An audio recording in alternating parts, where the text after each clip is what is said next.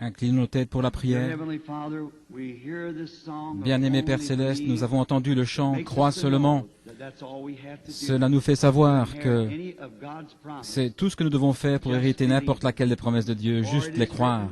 Car il est écrit « Toutes choses sont possibles à ceux qui croient ».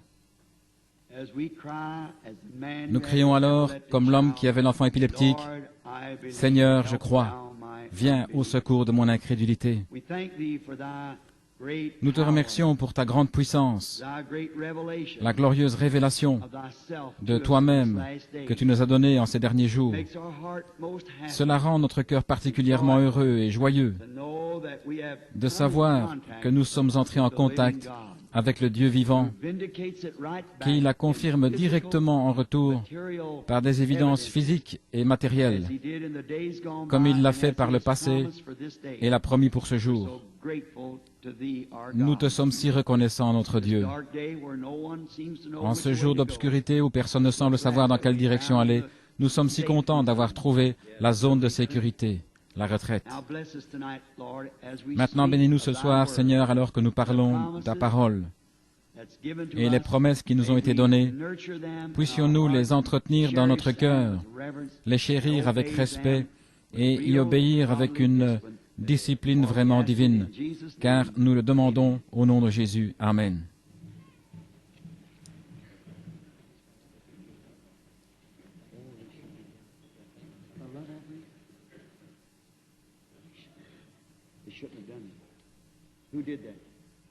Une offrande d'amour? Vous n'auriez pas dû faire ça. Qui l'a fait? C'est vous le coupable? Je m'en prenais à l'organisateur. Il dit qu'il a prélevé pour moi une offrande d'amour. Il n'aurait pas dû le faire. Je l'apprécie, Dieu le sait. Mais je ne suis pas venu pour ça. Merci. Que le Seigneur vous bénisse. Je ferai tout mon possible. Je la mettrai directement pour les missions à l'étranger. Je saurai ainsi que cela ira directement pour le royaume de Dieu.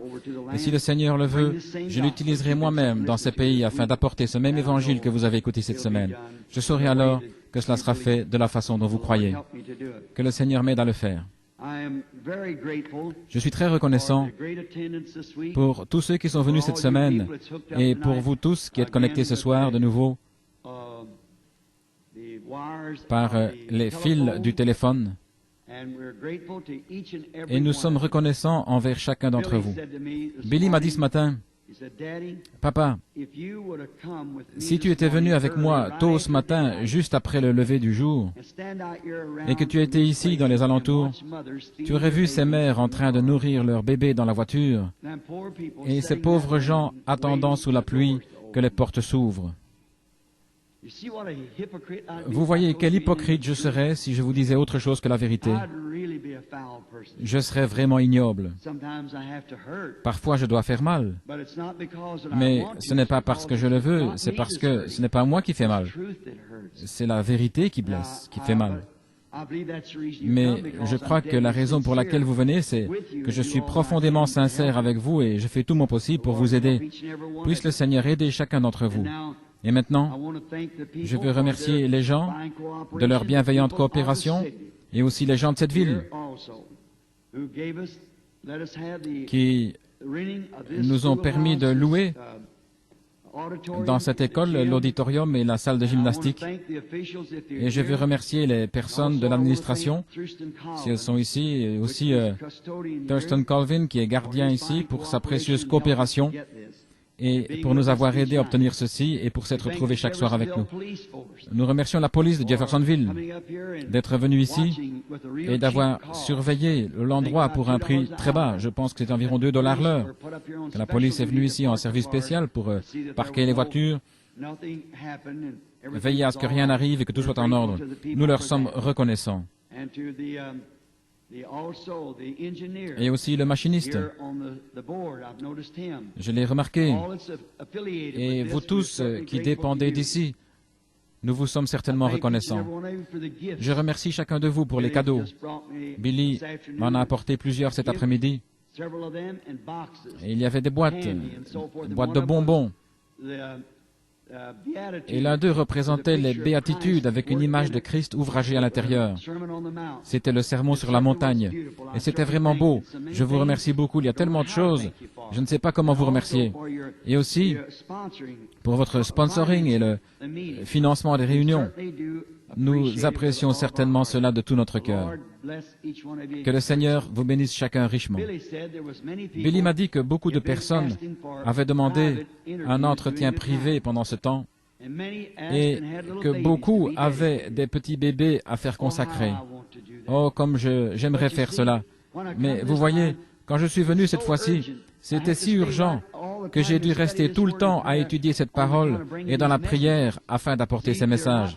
Voyez-vous, ils sont extraordinaires pour nous, parce qu'il s'agit de trouver la volonté de Dieu et de dire ensuite les choses, et tout cela doit concorder, et je dois demander à Dieu exactement ce qu'il faut apporter.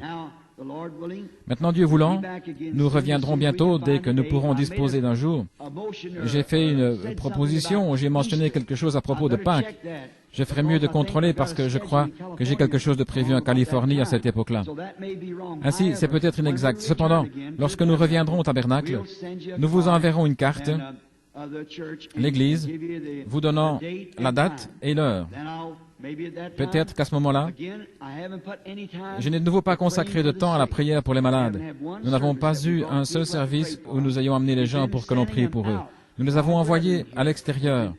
Et nos frères ici ont prêché, frère Leevale et ses autres frères ont prêché, ont prié pour les malades et ont baptisé d'eau, le baptême, me permettant ainsi de rester seul avec la parole.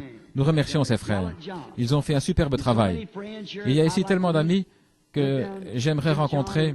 J'ai regardé en bas, j'ai vu John et Earl. Il y a Dr. Leevale et l'un des organisateurs de la campagne, frère Roy Borders. Ces hommes, je n'ai même pas pu pas plus que leur serrer la main. Je n'ai pas eu l'occasion. Je pense à mes amis du Kentucky et aux alentours, des amis dans le ministère. Combien j'aimerais leur serrer la main. Frère Blair, je l'ai remarqué ici l'autre jour. Et beaucoup de ces hommes que j'aime, ils sont allés à plusieurs réunions et je n'ai même pas pu leur serrer la main. J'essaie, ce n'est pas parce que je ne veux pas le faire, c'est parce que je n'ai pas le temps et que je dois me dépêcher. Pour ce qui est de consacrer les bébés, bien sûr, mon propre fils, mon petit-fils, le petit David, devait être consacré lors de cette réunion. Je n'ai pas eu le temps de le faire. Je suis maintenant 2 fois grand-papa. Ainsi, M. May, s'il est ici ce soir, m'a donné cette canne, et il me semble que je devrais bientôt l'utiliser.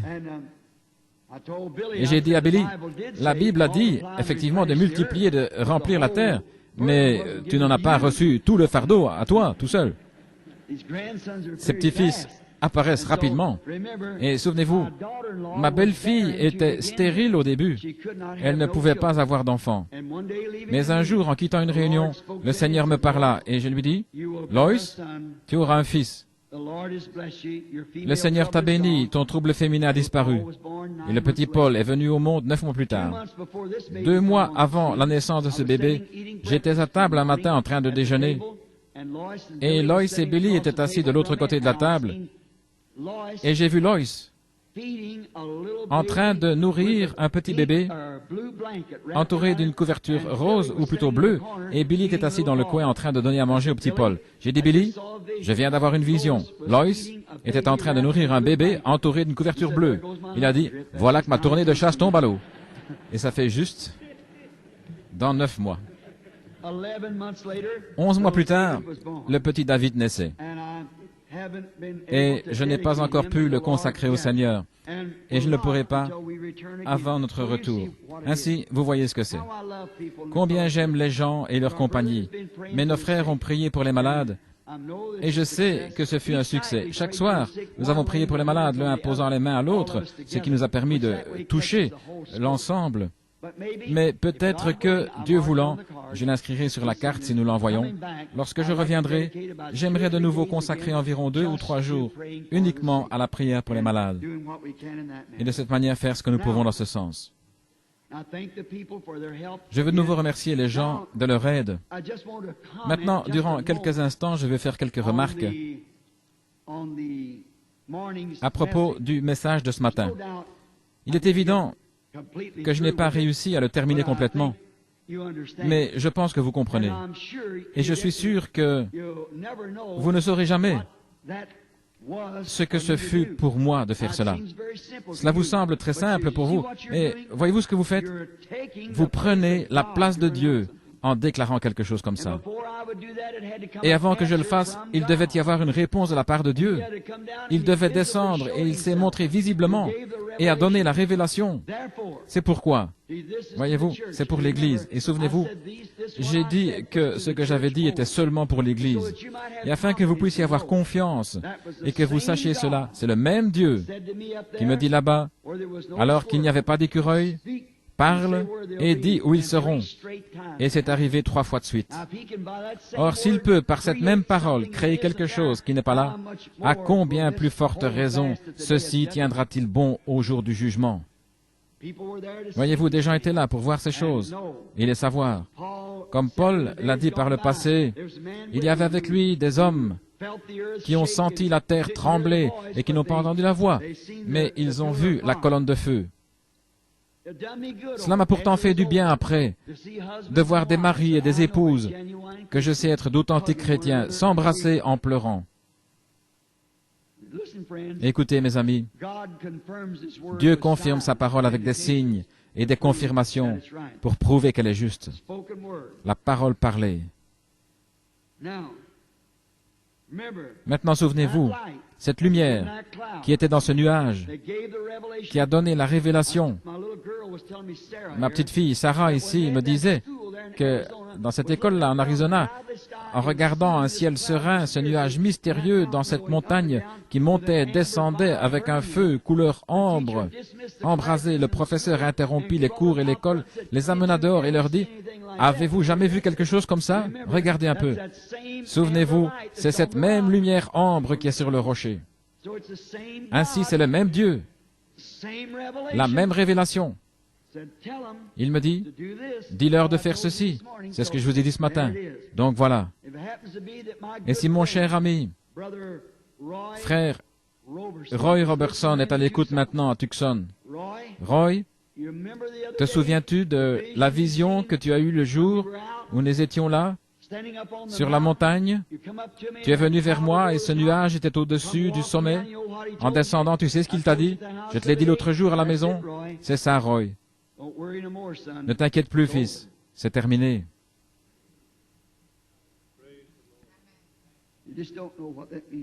Vous ne savez pas ce que ça signifie. C'est la grâce. Il vous aime. Et vous aimez-le. Servez-le humblement et adorez-le le reste de vos jours. Soyez heureux. Allez, vivez comme vous êtes. Si vous êtes heureux, continuez ainsi. Ne refaites plus jamais quelque chose de mal comme ça. Allez simplement, c'est la grâce de Dieu. Maintenant, je veux prier de nouveau avant que nous entrions dans la parole. Combien veulent prier pour moi? Je vais simplement d'une réunion à l'autre. Voulez-vous prier? Vous savez, j'aimerais vous chanter un petit chœur, nous tous ensemble, avant d'en venir à la parole, simplement afin que nous sachions que Dieu, simplement une petite consécration. Avez-vous déjà entendu ce petit chœur? Il prend soin de vous. Par temps radieux et dans le chagrin, il prend soin de vous. La petite dame vient maintenant au piano. Oh, je veux aussi remercier cette petite dame, je ne savais pas qui c'était. C'est l'une des filles de Diacrisie, certainement. La petite fille de frère Wheeler, elle est devenue grande maintenant. C'était un tout petit enfant qui s'asseyait sur mes genoux il n'y a pas longtemps, et maintenant, c'est une jeune femme. Ainsi, je la remercie certainement d'avoir utilisé son talent dans la musique, et elle joue maintenant avec beaucoup de douceur. Voudriez-vous nous donner un accord, sœur, tous ensemble maintenant?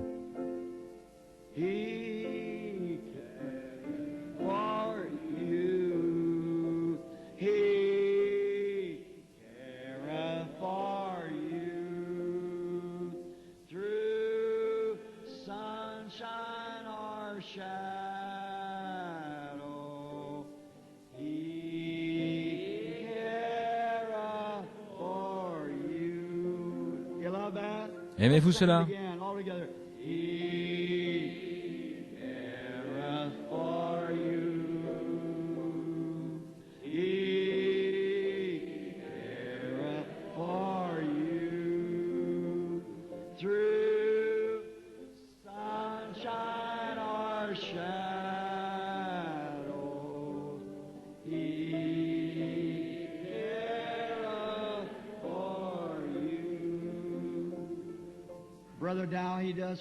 Frère Dow, il prend aussi soin de vous. Ne l'aimez-vous pas? Inclinons maintenant nos têtes. Ô Dieu bienveillant, ces petites notes ici renferment certaines choses que je dois dire aux gens. Nous sommes de retour ici pour nous référer à ce qui a été dit ce matin, car c'est ce que les gens sont venus entendre.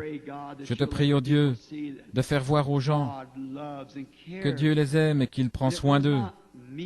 Et ce n'est pas moi qui l'ai donné, Seigneur. Ce fut confirmé que c'était la vérité. Ainsi, je prie, cher Dieu, pour que ton amour reste toujours avec les gens.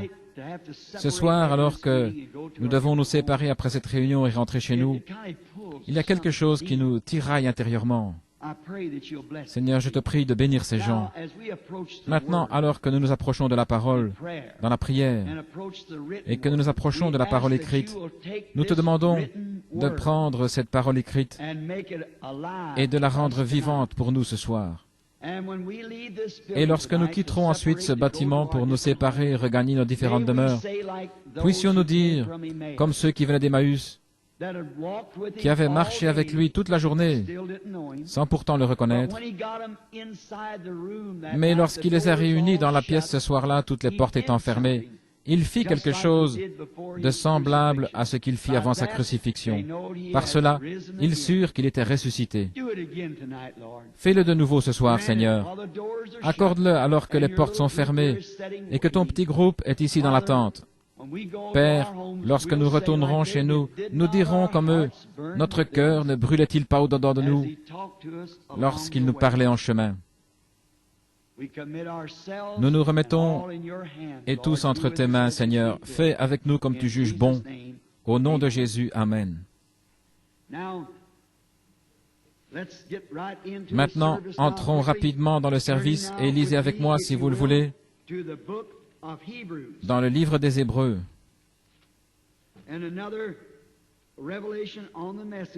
C'est d'une autre révélation sur le message que nous parlerons juste pour quelques instants ce soir, si le Seigneur le veut. Puis, après avoir lu les 3 premiers versets de Hébreux 7, de 1 à 3, nous les commenterons. Et nous ne savons pas ce que le Seigneur fera. Nous ne savons pas. Tout ce que nous faisons, c'est juste croire, veiller, prier. Est-ce juste? Et croire qu'il fera tout concourir au bien de ceux qu'il aime parce qu'il l'a promis.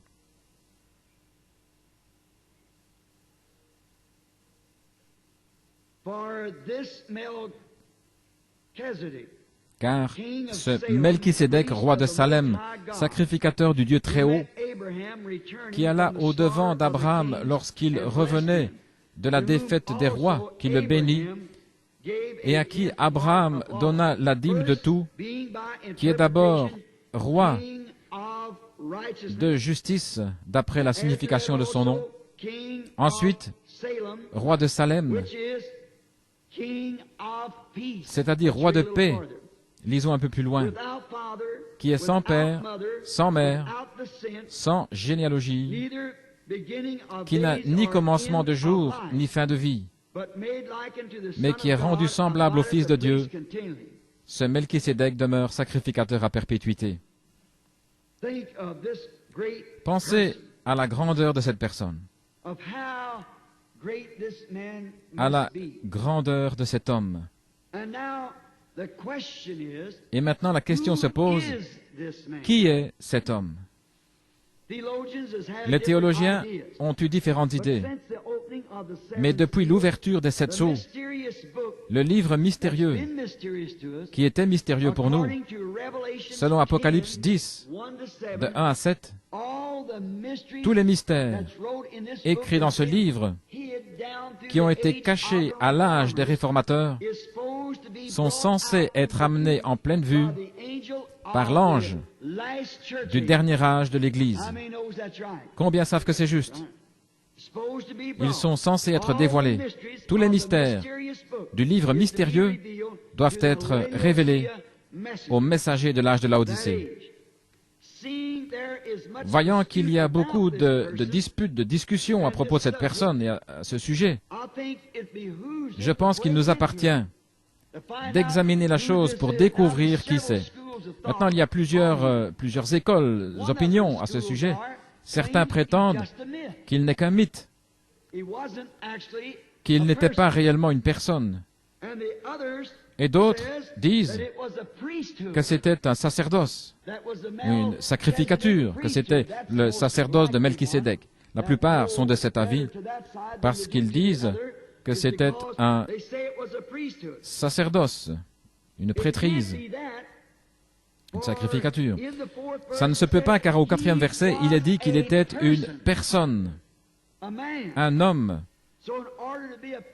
Ainsi, pour être une personne, il devait être une personnalité, un homme, non pas un ordre, mais une personne. Ainsi donc, il n'était pas simplement l'ordre d'un sacerdoce, il n'était pas non plus un mythe, il était une personne.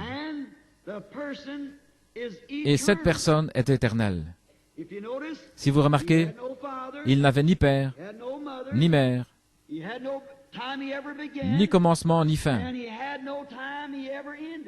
Et qui qu'il soit, il est toujours vivant ce soir.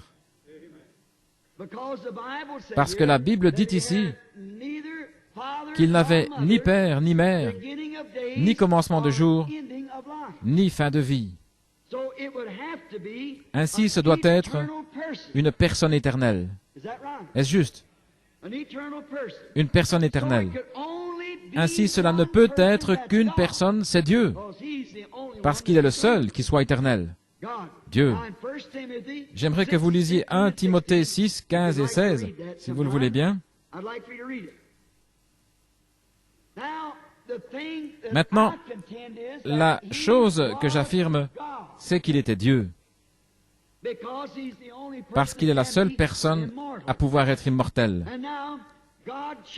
Et c'est Dieu se changeant en une personne. C'est ce qu'il était. Ni père, ni mère, ni commencement de vie, ni fin de jour. Maintenant, nous découvrons dans les Écritures que beaucoup enseignent qu'il y a 3 personnalités dans la divinité. Or, vous ne pouvez pas avoir de personnalité sans que cela soit une personne. Il faut une personne pour faire une personnalité. Un pasteur baptiste est venu me trouver chez moi il y a quelques semaines, où il m'a plutôt téléphoné, et il m'a dit, un jour où vous aurez le temps, j'aimerais vous corriger à propos de la divinité. Je lui ai dit, j'ai le temps en ce moment, parce que je veux être dans le vrai, et nous mettons tout le reste de côté pour cela. Alors il est venu, il m'a dit, frère Branham, vous enseignez qu'il n'y a qu'un seul Dieu. Je lui ai répondu, oui monsieur. Il a dit, eh bien, je crois qu'il y a un Dieu, mais un Dieu en 3 personnes. Et j'ai dit, monsieur, pourriez-vous répéter ça? Il a dit, un Dieu en 3 personnes. Je lui ai demandé, où êtes-vous allé à l'école? Et il m'a nommé un collège biblique. Je lui ai dit, je peux croire ça.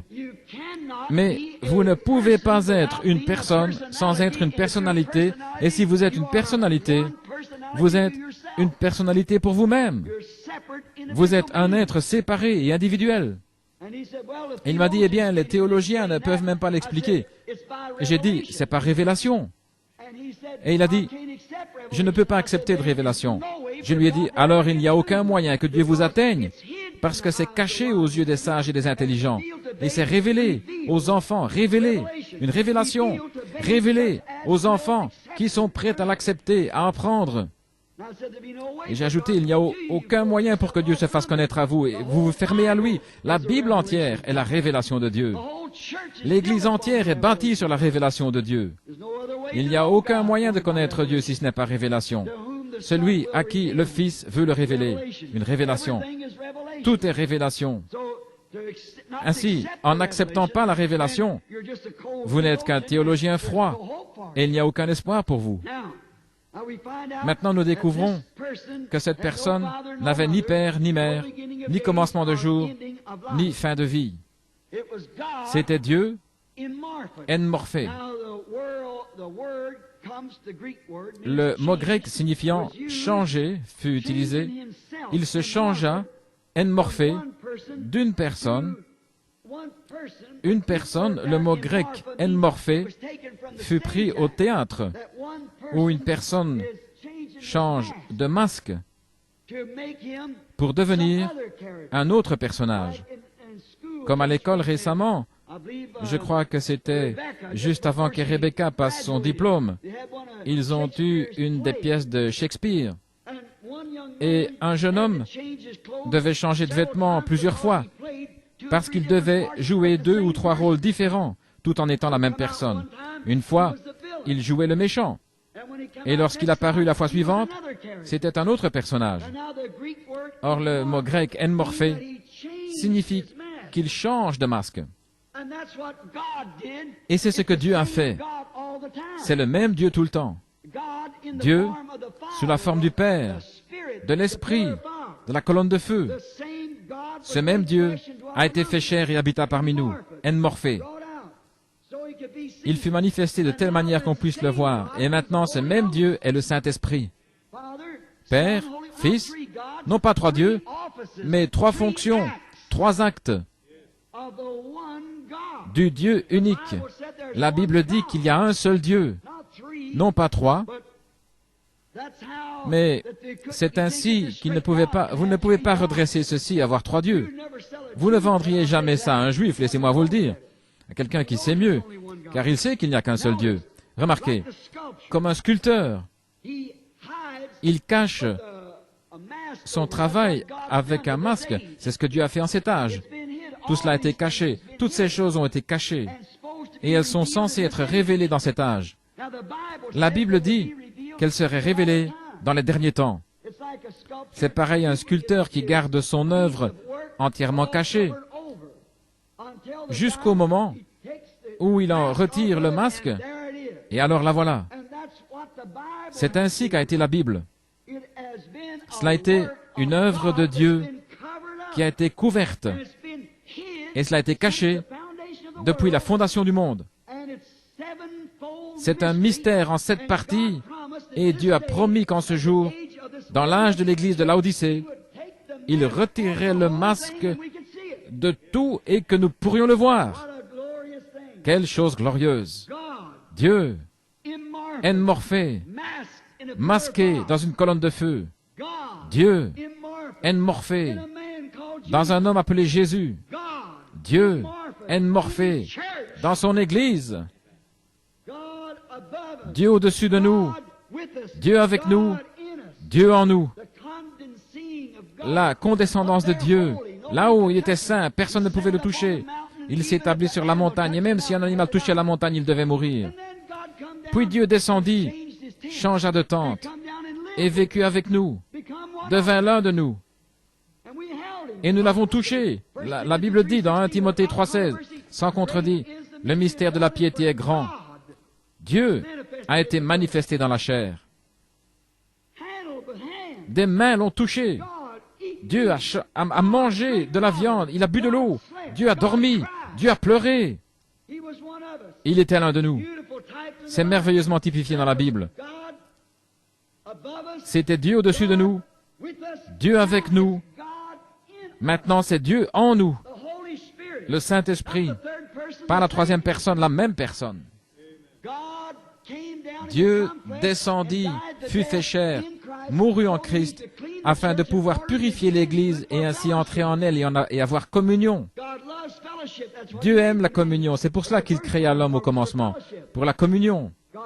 Dieu habite seul, avec des chérubins.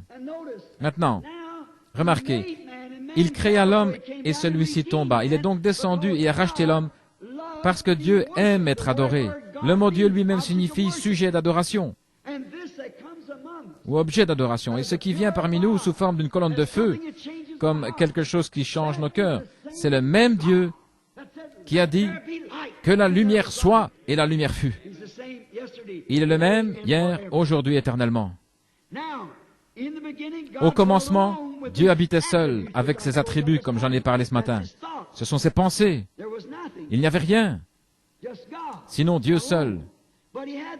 Mais il avait des pensées, tout comme un grand architecte peut réfléchir et dessiner dans son esprit ce qu'il pense, construire ou créer. Alors, il ne peut pas créer. Il peut prendre quelque chose qui a été déjà créé et lui donner une forme différente, parce que Dieu seul est celui qui peut créer.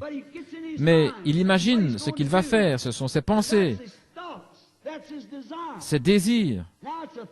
C'est donc une pensée. Et quand il l'exprime, c'est alors une parole. Et une parole est une pensée. Une pensée, lorsqu'elle est exprimée, c'est une parole. Une pensée exprimée est une parole. Mais cela doit premièrement être une pensée. Ainsi, ce sont les attributs de Dieu. Puis, cela devient une pensée et ensuite une parole.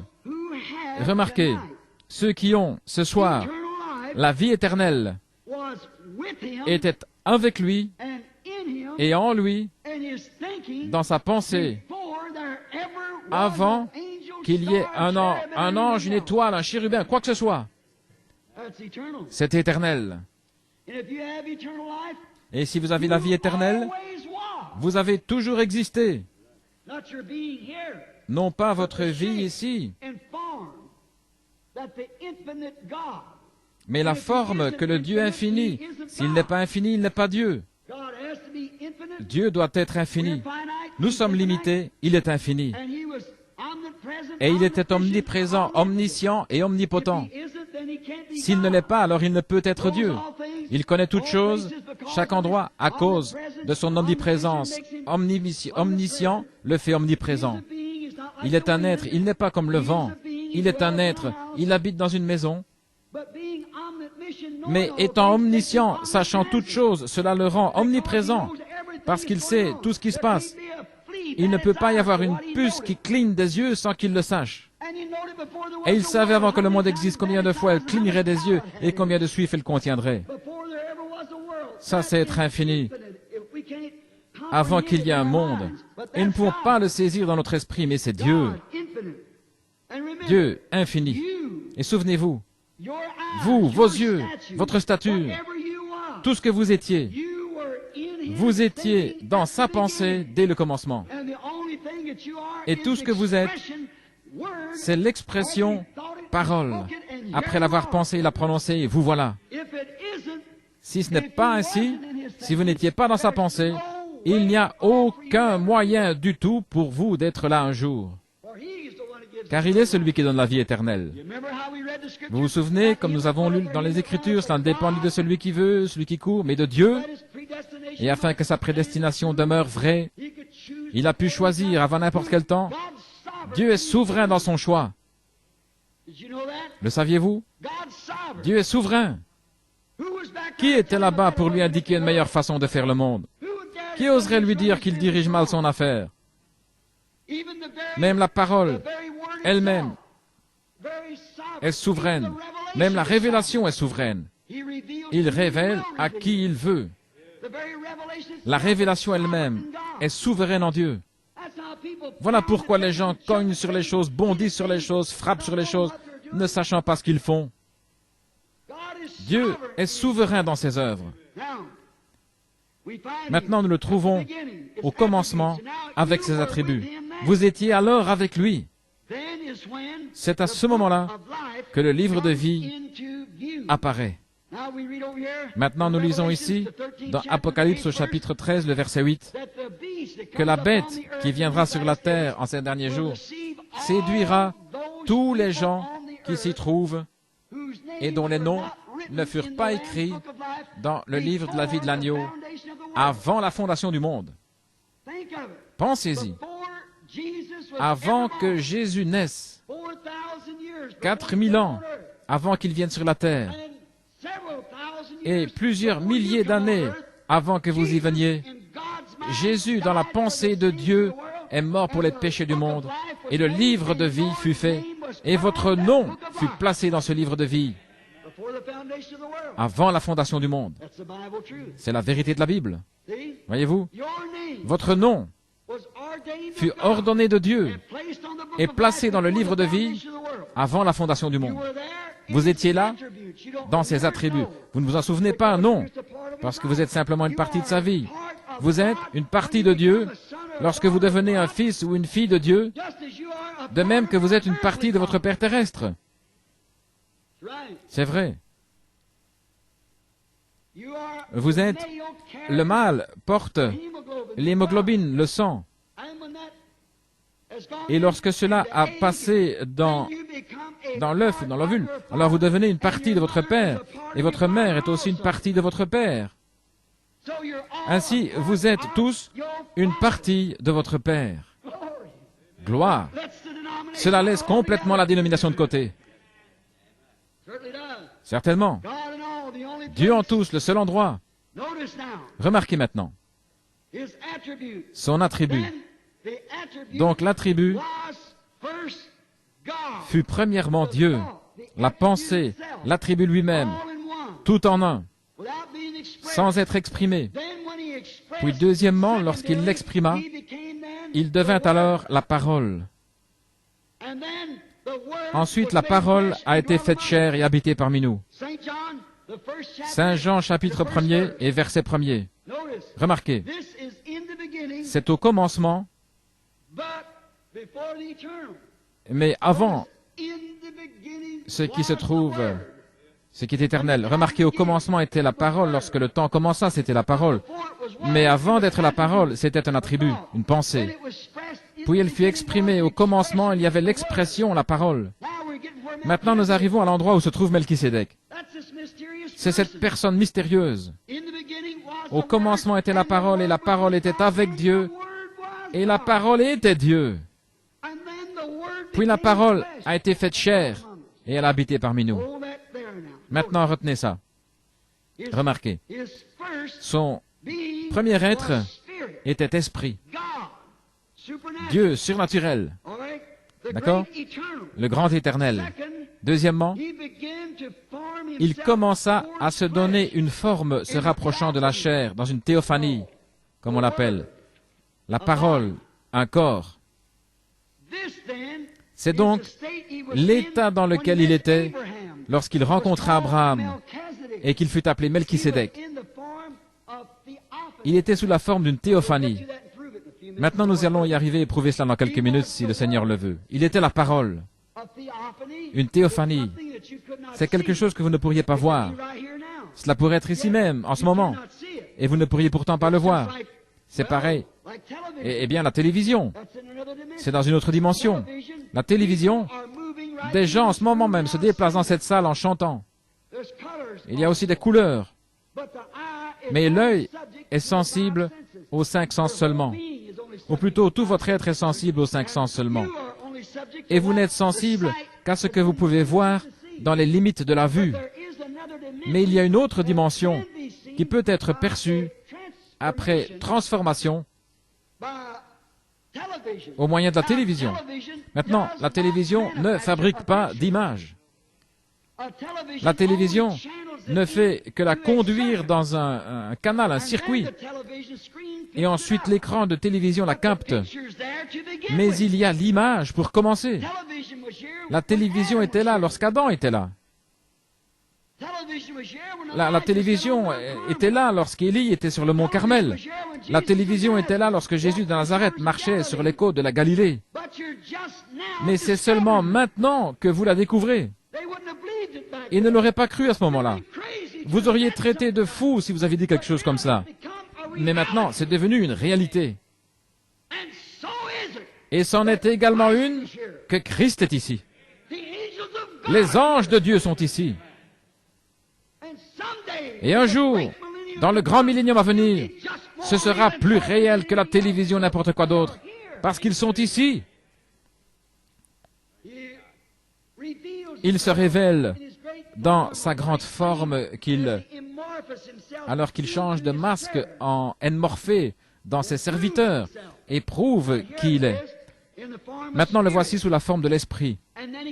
Puis il vient sous la forme de Morphée. Il est apparu à Abraham. Morphée. Lorsqu'Abraham revint de la défaite des rois, il rencontra Melchisédek et lui parla. Dernièrement, j'ai lu dans le journal de Tucson un article racontant le cas d'une femme qui, alors qu'elle roulait à, je crois, 60 ou 80 km à l'heure, heurta un vieil homme qui portait un par-dessus. Elle poussa un cri et arrêta sa voiture. Il fut projeté en l'air, au milieu du désert. Et elle courut en arrière pour le retrouver, et il n'était pas là. Ainsi que fit-elle? Des gens derrière elle virent cela arriver. Ils virent ce vieil homme être projeté en l'air et son par-dessus tournoyé. Ils coururent donc en arrière pour regarder. Ils ne purent trouver l'homme nulle part. Ils appelèrent la police. Celle-ci vint examiner l'endroit. Il n'y avait personne là. Eh bien, chacun d'eux témoigna que la voiture fit un soubresaut et heurta l'homme. Il s'éleva en l'air et tout le monde vit cela. Des témoins se trouvant dans 2 ou 3 voitures virent cela arriver. On découvrit finalement que 5 ans auparavant, un vieil homme portant un par-dessus avait été heurté et tué au même endroit. Lorsque vous partez d'ici, vous n'êtes pas mort. Vous devez revenir, même si vous êtes un pécheur, et être jugé d'après les œuvres faites dans le corps. Si cette tente où nous habitons sur la terre est détruite, nous en avons une autre qui nous attend. En-morphée, c'est la parole. Or Dieu, à ce stade de sa création, plus tard, forma dans la chair Jésus. À partir de quoi? À partir du grand esprit du commencement. Puis cela devint la parole. Alors qu'il commençait à se manifester, la parole ne se fait pas encore, elle est simplement prononcée. En-morphée. Plus tard, il devient chair en Jésus, mortel, pour goûter à la mort pour nous tous pécheurs. Lorsqu'Abraham le rencontra, il était Melchisédek. Il dévoile ici ce que tous les attributs feront à la fin ultime. Chaque fils d'Abraham, chaque fils de la foi fera absolument la même chose. Mais je vais voir de quelle façon nous devons venir. Nous le voyons aussi révélé ici, dans Ruth et Boaz, comme parents rédempteurs et comment ils devaient venir pour être chers. Maintenant, nous voyons que les fils attributs de son esprit ne sont pas encore entrés dans le corps parole. Une théophanie. Ce corps est soumis à la parole, attendant avec un ardent désir la transformation du corps. Maintenant, la différence entre lui et vous en tant que fils, voyez-vous, il était au commencement la parole, un corps en-morphé. Il y est entré et a vécu dans la personne de Melchisédek. Puis plus tard, nous n'avons plus jamais entendu parler de Melchisédek, parce qu'il est devenu Jésus-Christ.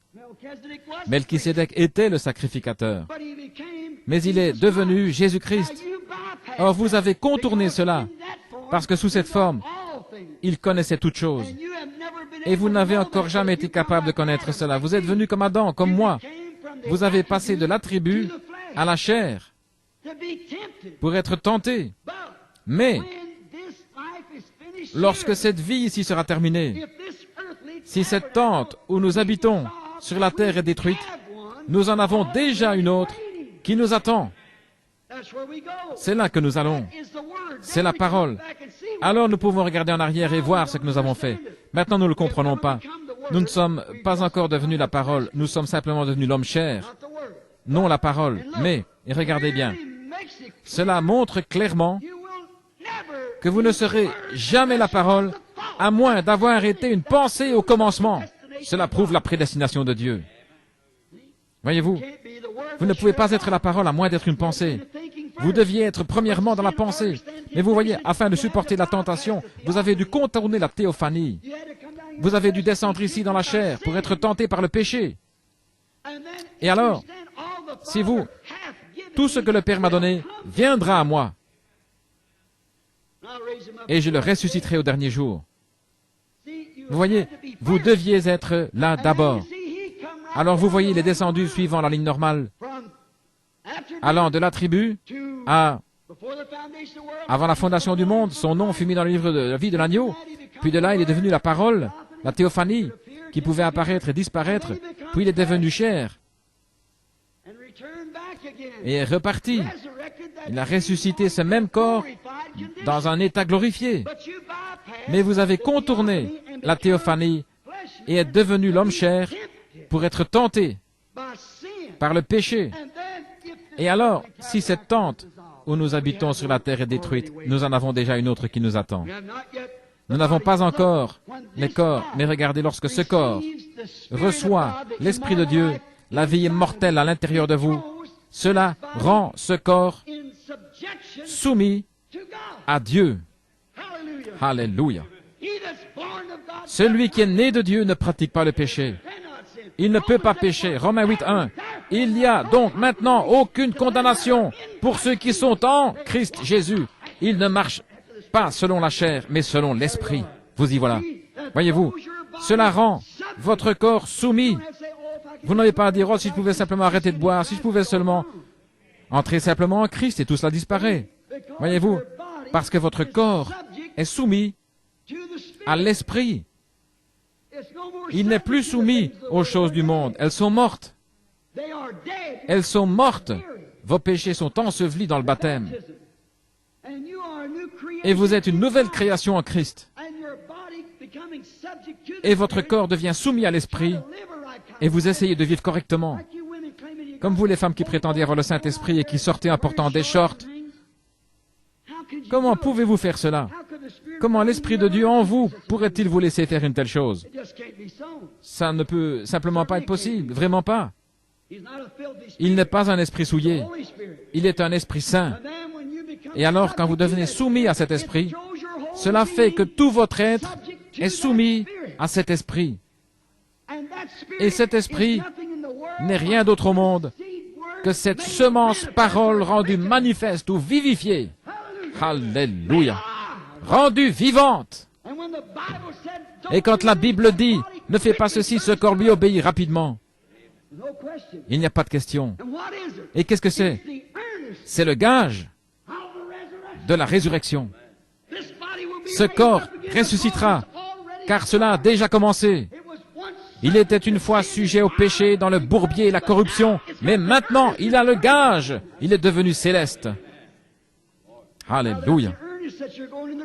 C'est le gage que vous allez dans l'enlèvement. C'est le gage. Une personne malade qui se meurt, pour qu'il ne reste plus que la mort. C'est tout ce qui peut arriver.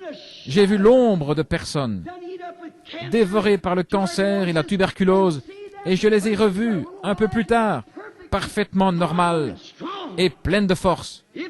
S'il n'y a pas de guérison divine, alors il n'y a pas de résurrection, parce que la guérison divine est le gage de la résurrection. Amen. Vous savez ce que sont les arts, n'est-ce pas? C'est la compte. Il fut blessé pour nos péchés. Par ses meurtrissures, nous sommes guéris. Remarquez, comme c'est merveilleux, comme nous l'aimons. Maintenant, ce corps est soumis à l'Esprit.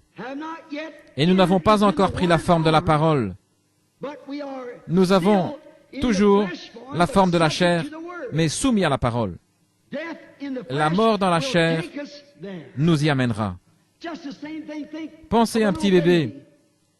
C'est la même chose. Vous pouvez prendre une femme, peu importe sa méchanceté.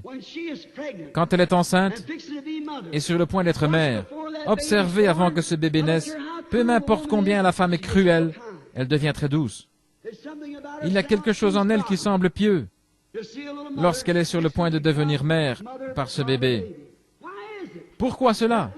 Ce petit corps, il n'est pas encore vivant.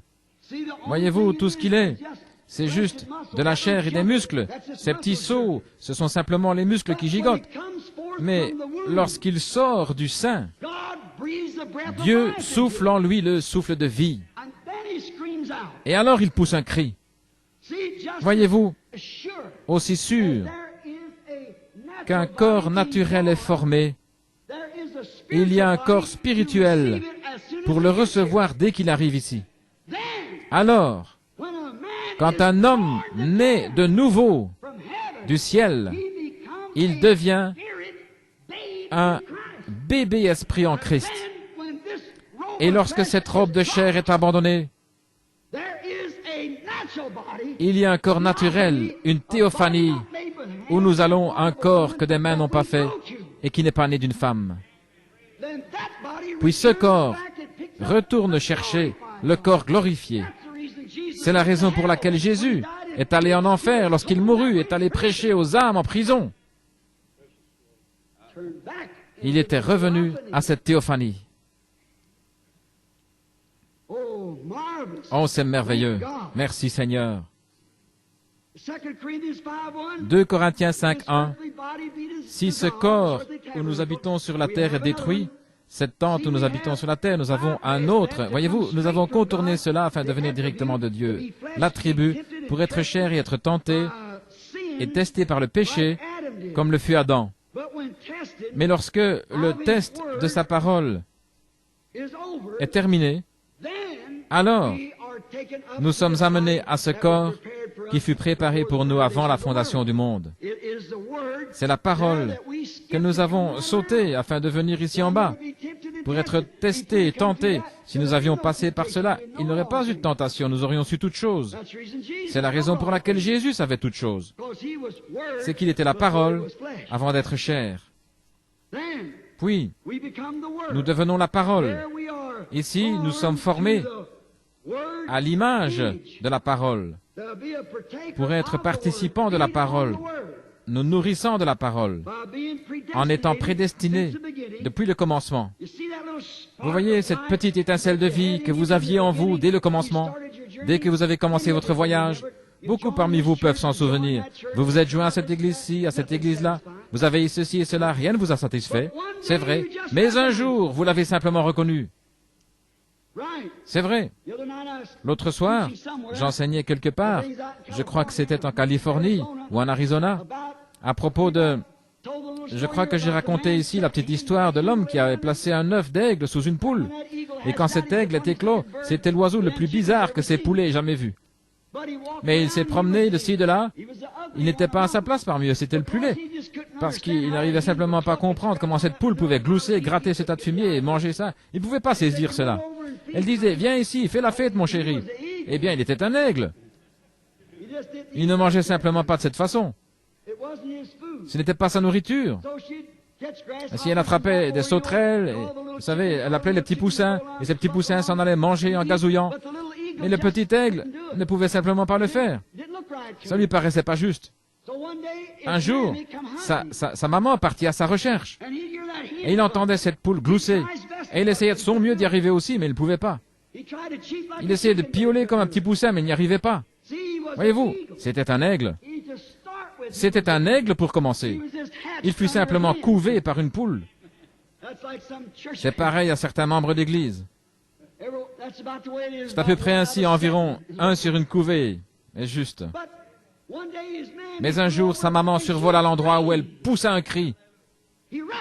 Il le reconnut. Ça sonnait juste. Pourquoi? C'est un aigle pour commencer. C'est ainsi avec l'Évangile, ou la parole, la puissance de Jésus-Christ. Lorsqu'un homme a été prédestiné à la vie éternelle, et qu'il entend cette intonation véritable, ce cri de Dieu, rien ne peut l'en détourner. L'Église dira peut-être, le temps des miracles est passé, côte, côte, côte. Tiens-toi là et mange ceci, tiens-toi là et mange cela. Cette nourriture de basse-cour ne lui suffit plus. Il est parti. Tout est possible. Il s'élève du sol. C'est ce qui ne va pas avec tant de chrétiens aujourd'hui, ils ne peuvent pas décoller du sol. La vieille maman lui dit, fils, saute, tu es un aigle. Monte ici vers moi. Il dit, maman, je n'ai jamais sauté de ma vie. Elle dit, eh bien, saute quand même, tu es un aigle. Tu n'es pas un poulet. Ainsi, il fit son premier saut et battit des ailes. Il ne réussit pas trop bien, mais il décolla du sol. C'est ainsi que nous faisons. Nous acceptons Dieu par la foi, d'après la parole écrite. Il y a quelque chose là-dedans. Voyez-vous, cette vie éternelle, vous y étiez prédestinés. Son grand-papa et sa grand-maman étaient des aigles. C'était un aigle depuis le début. Les aigles ne se mélangent pas d'autre chose. Ce n'est pas un hybride du tout, c'est un aigle. Alors après avoir reconnu que la parole de Dieu elle-même était de la nourriture d'aigle, il laissa les autres choses. Vous avez alors été transformés en l'image vivante du Dieu vivant. Vous avez entendu quelque chose venant de votre théophanie. Si ce corps où nous habitons sur la terre est détruit, nous en avons un autre qui attend. Et vous dites, est-ce bien vrai, frère Branham? Très bien, prenons quelques aigles et regardons-là quelques minutes. Il y avait un homme appelé Moïse. Vous savez tous qu'un prophète est appelé dans la Bible un aigle. Il y avait un prophète appelé Moïse. Un jour, Dieu l'appela. Il ne voulait pas le laisser entrer dans le pays et il mourut sur un rocher. Les anges l'emportèrent et l'ensevelirent. Il y a un autre homme, un aigle, qui n'a même pas besoin de mourir. Il traversa simplement le Jourdain et Dieu fit descendre un chariot. Il quitta cette robe de chair et s'éleva et gagna le prix éternel. 800 ans plus tard, 800 ans plus tard, sur le mont de la Transfiguration, se tenaient ces deux hommes. Le corps de Moïse était pourri depuis des centaines d'années, mais il avait là une forme telle que même Pierre, Jacques et Jean le reconnurent. Amen. Et si cette tente où nous habitons sur la terre est détruite, si vous êtes un attribut de Dieu exprimé ici sur la terre, vous avez un corps qui vous attend lorsque vous quittez ce monde. Ils se tenaient là sur le mont de la Transfiguration, dans leur théophanie, car ils étaient des prophètes à qui la parole était venue. Remarquons aussi un autre prophète qui s'appelait Samuel. C'était un grand homme. Il avait enseigné Israël et leur avait dit qu'il ne devait pas avoir de roi. Il leur dit, vous ai-je déjà dit une seule chose au nom du Seigneur Jésus qui ne soit pas arrivé? Ils répondirent, non, tout ce que tu as dit au nom du Seigneur est arrivé. C'était un prophète. Et il est mort. Environ 3 ou 4 ans plus tard, le roi eut des difficultés. C'était avant que le sang de Jésus-Christ soit versé. Il était au paradis. Et une sorcière d'Endor demanda que quelqu'un vienne consoler Saül. Et lorsque la sorcière le vit là, debout, elle s'écria, « Je vois un Dieu qui monte de la terre. » Et après que l'homme ait été mort, enseveli, et qu'il est pourri dans la tombe, il se tenait là, dans cette caverne, revêtu de sa robe de prophète, et il était toujours un prophète. Car il a dit, « Pourquoi m'as-tu tiré de mon repos, puisque tu es devenu l'ennemi de Dieu? Observez-le prophétiser. Demain soir, vers cette même heure, tu seras avec moi. » Il était toujours un prophète, bien qu'il ait quitté ce corps. Voyez-vous, il vint ici, était une partie de cette parole. Il entra donc de la vie de la chair dans le corps qui avait été préparé pour lui avant la fondation du monde. Il entra dans la théophanie, ce qui était la parole. Avez-vous saisi ça? C'est là que tous les croyants vont lorsque nous nous en allons d'ici. Alors dans cette forme, le voile alors est levé. Vous voyez que vous êtes aussi la parole lorsque vous entrez là-dedans. De même qu'un petit bébé, comme je l'ai dit il y a quelques instants. Maintenant, remarquez, gloire à Dieu pour l'ouverture de ces sceaux qui nous permettent de connaître ces choses.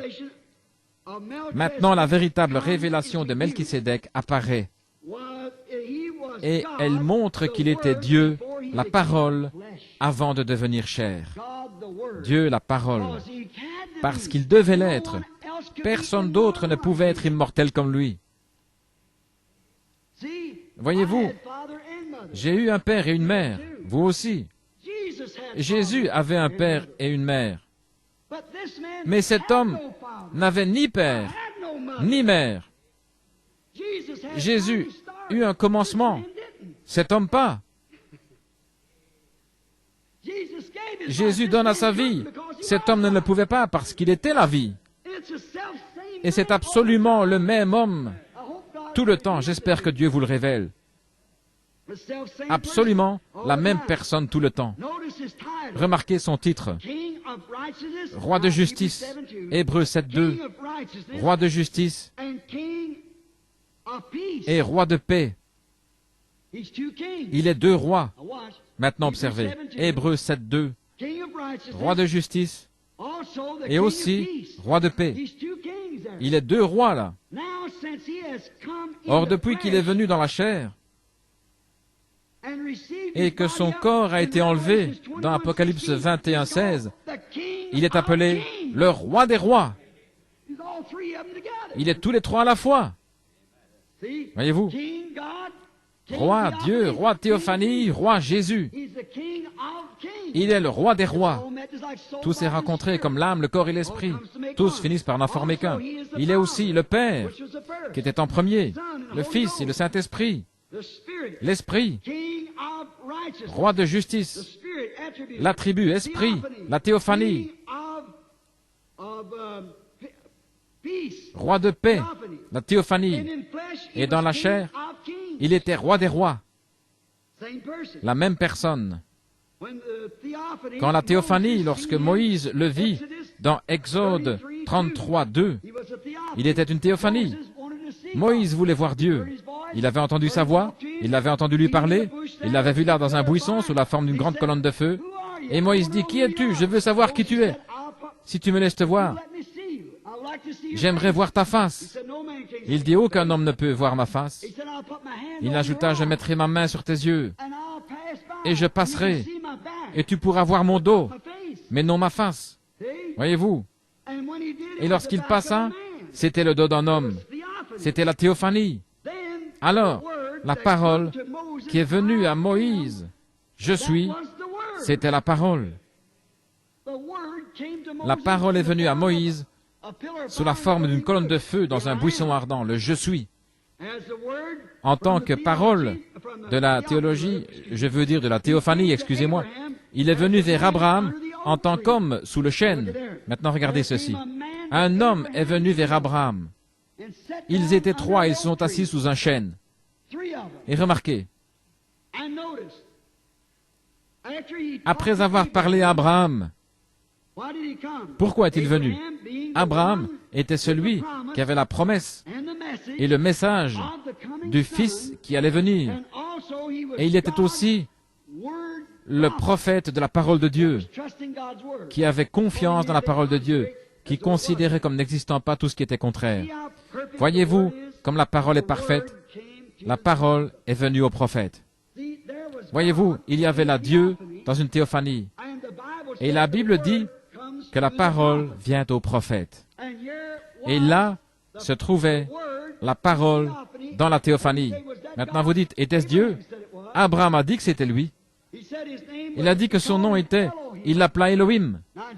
Dans Genèse 1, vous voyez ceci. Au commencement, Elohim créa les cieux et la terre. Dans Genèse 18, nous voyons qu'Abraham appela cette personne qui s'assit là et lui parla, qui put lui dire les secrets de son cœur et ce que Sarah pensait derrière lui. Abraham dit, c'est Elohim. Il était sous la forme de théophanie. Vous saisissez? Remarquez. Maintenant, nous découvrons qu'il était alors sous la forme d'une théophanie. Il l'appela Seigneur Dieu Elohim. Nous découvrons dans Genèse 18 que c'est juste. Maintenant, remarquez. Abraham, ils étaient trois ensemble. Toutefois, lorsqu'Abraham les rencontra, il dit, « Mon Seigneur ». Mais lorsque Lot, là-bas à Sodome, deux d'entre eux y allèrent, lorsqu'il les vit venir, il dit, « Mais Seigneur ». Voyez-vous ce qui s'est passé? Premièrement, Lot n'était pas un prophète. C'est juste. Il n'était pas non plus le messager de l'heure. Aussi, n'avait-il pas de révélation à propos de lui? C'est exact. Lot pouvait les appeler Seigneur, au pluriel. S'il y en avait une douzaine, il aurait toujours pu les appeler Seigneur. Mais peu importe combien Abraham envoyait, c'était toujours un Seigneur. Voilà Dieu. C'est Melchisédek. Remarquez, une fois la bataille terminée, Melchisédek servit à son enfant victorieux la communion. Pensez à cela. Une partie de lui-même. Maintenant, nous voulons voir ici, sous forme de type, la communion. Après la bataille, il donna une partie de lui-même, parce que la communion est une partie de Christ. Une fois la lutte terminée, et après avoir été bien secoué, c'est alors que vous goûtez à Christ et devenez une partie de cet être. Vous saisissez cela? Jacob lutta toute la nuit. Il ne voulut pas le laisser aller, à moins qu'il ne les bénisse, c'est juste. La bataille pour la vie. Et une fois la bataille terminée, alors Dieu vous donne une partie de lui-même. C'est sa véritable communion. Le petit morceau de pain et l'hostie ne font que la représenter, et vous ne devriez l'apprendre que si vous avez combattu jusqu'au bout et que vous êtes devenu une partie de Dieu. Souvenez-vous qu'à ce moment-là, la communion n'avait pas été instituée. Elle ne le fut qu'avant la mort de Jésus-Christ, des centaines et des centaines d'années plus tard. Mais Melchisédek, après que son fils Abraham eut remporté la victoire, Melchisédek le rencontra et lui donna du pain et du vin, montrant que lorsque cette bataille terrestre sera terminée, nous le rencontrerons dans les cieux et prendrons à nouveau la communion. Ce sera le souper des noces. Je ne boirai plus désormais de ce vin, ni ne mangerai du fruit de la vigne, jusqu'à ce que j'en mange et en boive de nouveau avec vous dans le royaume de mon Père. Remarquez, à nouveau, Melchisédek alla à la rencontre d'Abraham avant qu'il arrive chez lui. Quel type magnifique nous avons ici. Melchisédek rencontrant Abraham avant que celui-ci arrive chez lui, après la bataille. Nous rencontrons Jésus dans les airs avant d'arriver chez nous. C'est vrai. 2 Thessaloniciens nous le dit. Car nous le rencontrerons dans les airs. C'est un magnifique type de Rebecca rencontrant Isaac, dans les champs, dans la fraîcheur du jour. Nous le rencontrerons dans les airs. 2 Thessaloniciens nous le dit, car nous les vivants qui serons restés, nous ne devancerons pas ceux qui dorment, car la trompette de Dieu sonnera, les morts en Christ ressusciteront premièrement, et nous les vivants qui serons restés, nous serons tous ensemble enlevés avec eux à la rencontre du Seigneur dans les airs. Tous ces types sont parfaits. C'est pourquoi la théophanie, si vous êtes mort et que vous êtes entré dans cette théophanie, qu'arrive-t-il? La théophanie vient sur la terre pour prendre le corps racheté. Et si vous êtes ici dans l'air, vous prenez le corps pour rencontrer la théophanie. Vous y voilà. Et vous êtes enlevés pour aller à la rencontre du Seigneur dans les airs. Qui est ce Melchisédek si ce n'est Dieu? Maintenant, nous voyons ici clairement tout le secret de nos vies durant ce voyage, la mort, et où nous allons après la mort. De même, la prédestination apparaît ici clairement. Maintenant, écoutez attentivement alors que nous enseignons ceci. Les étapes du dessein éternel qu'il avait dans son secret ont maintenant été révélées. Remarquez, il y a encore 3 étapes pour conduire à la perfection. La manière qu'il utilise pour racheter le monde est pareille à celle qu'il utilise pour racheter son Église. Il rachète les gens à travers 3 étapes. Premièrement, il y a la justification, comme Luther l'a prêché. Deuxièmement, la sanctification, comme Wesley l'a prêché. Troisièmement, le baptême du Saint-Esprit, c'est juste. Puis vient l'enlèvement. Maintenant, le monde, comment a-t-il racheté le monde? La première chose qu'il a fait, lorsqu'il pécha, c'est de le laver dans le baptême d'eau. C'est vrai. Puis il laissa de la croix tomber son sang sur lui, le sanctifia et l'appela sa propriété. Puis que fait-il? De même qu'il a arraché de vous tout ce qui est du monde et qu'il a rénové le tout par le baptême ardent du Saint-Esprit, il rénovera aussi le monde. Il sera complètement brûlé par le feu et purifié de tout germe jusqu'à des millions de kilomètres d'altitude. Et tout sera nettoyé. Il y aura alors un nouveau ciel et une nouvelle terre, de même que vous êtes une nouvelle créature en Jésus-Christ, lorsque le Saint-Esprit s'empare de vous. Vous y voilà.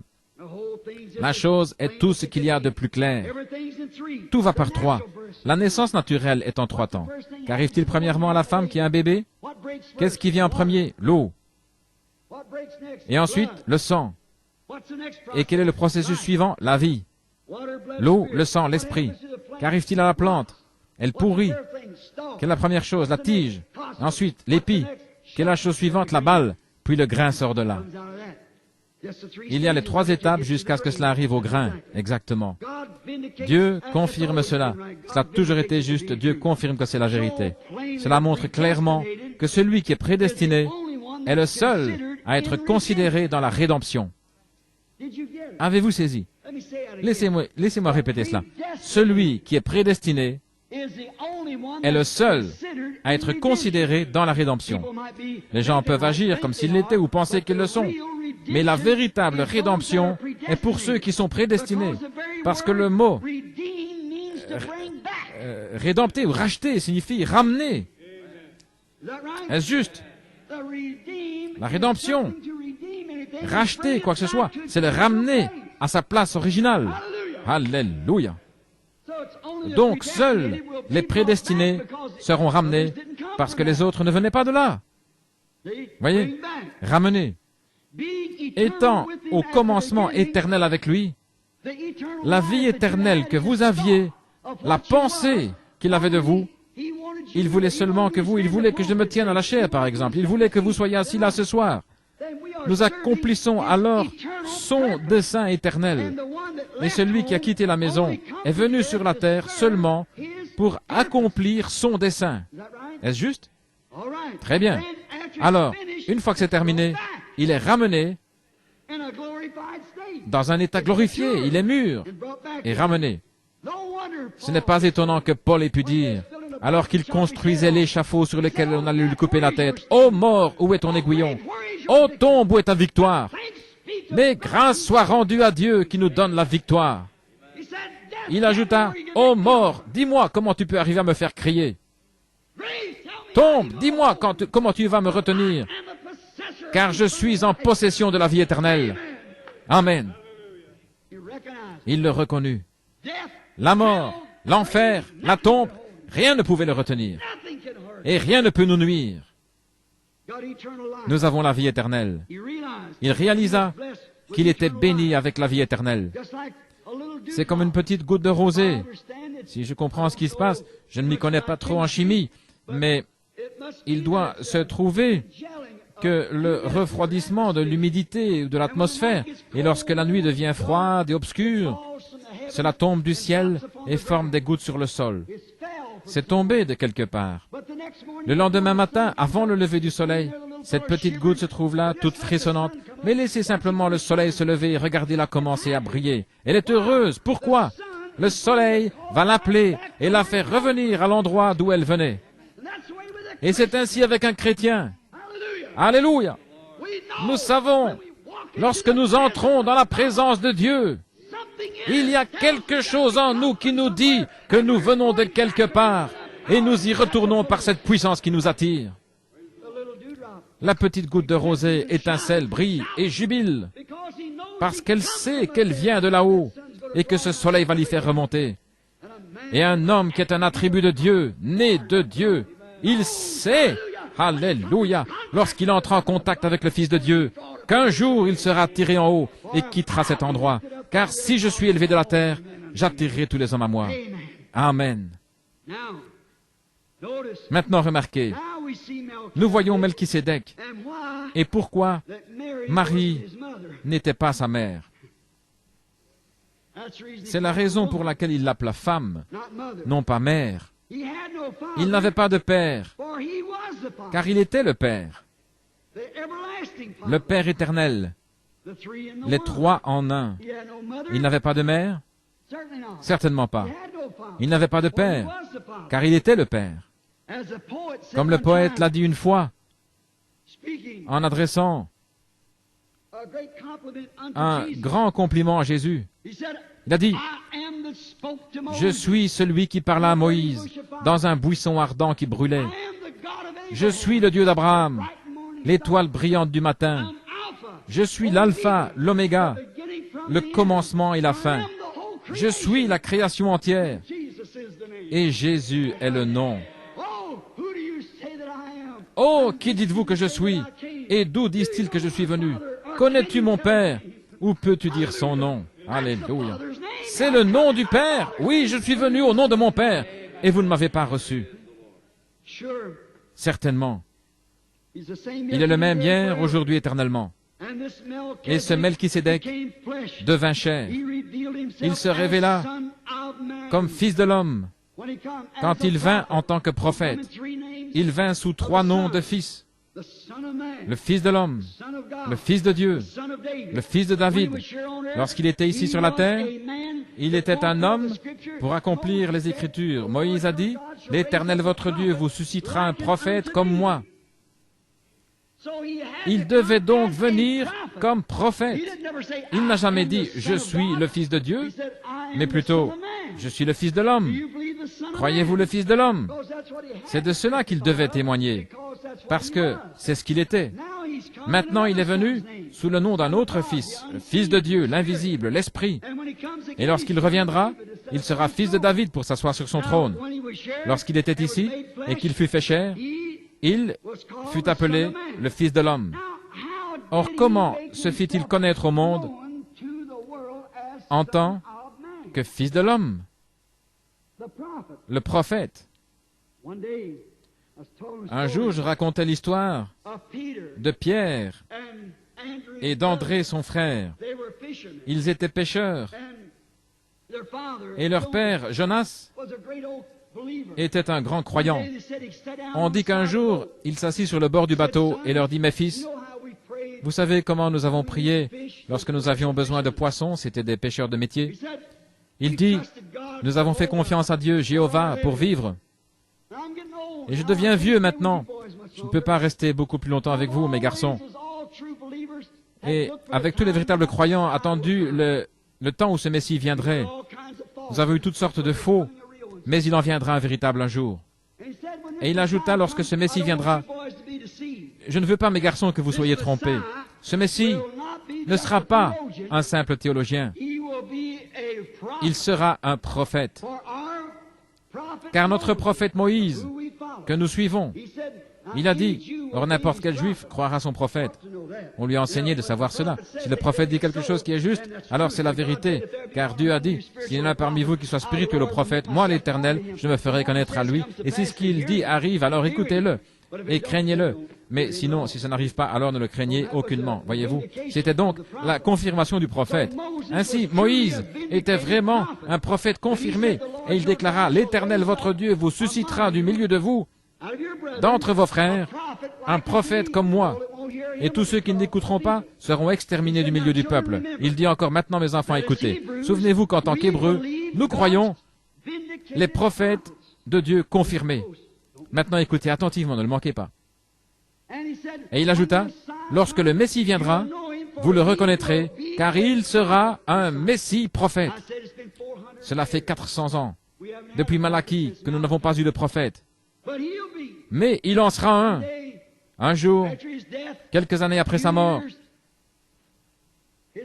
Son fils, André, se promenait sur la rive, et il entendit un homme sauvage qui sortait du désert en disant, « Ce Messie se tient au milieu de vous, en ce moment. » Ce grand aigle qui était apparu dans le désert et qui s'était envolé jusque-là dit, « Le Messie est au milieu de vous, en ce moment même. » Nous ne le connaissons pas encore, mais il se tient au milieu de vous. Je le reconnaîtrai parce que je verrai un signe descendre du ciel. Un jour, il déclara, « Voici l'agneau de Dieu qui ôte le péché du monde. »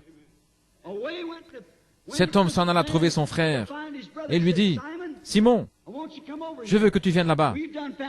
Nous avons maintenant trouvé le Messie. » « Oh André, tu sais mieux que ça. »« Oh, je sais, mais cet homme est différent. Où est-il? D'où est-il venu? Jésus de Nazareth. Cette méchante petite ville? Oh, il ne pourrait pas venir d'un endroit méchant et sale comme ça.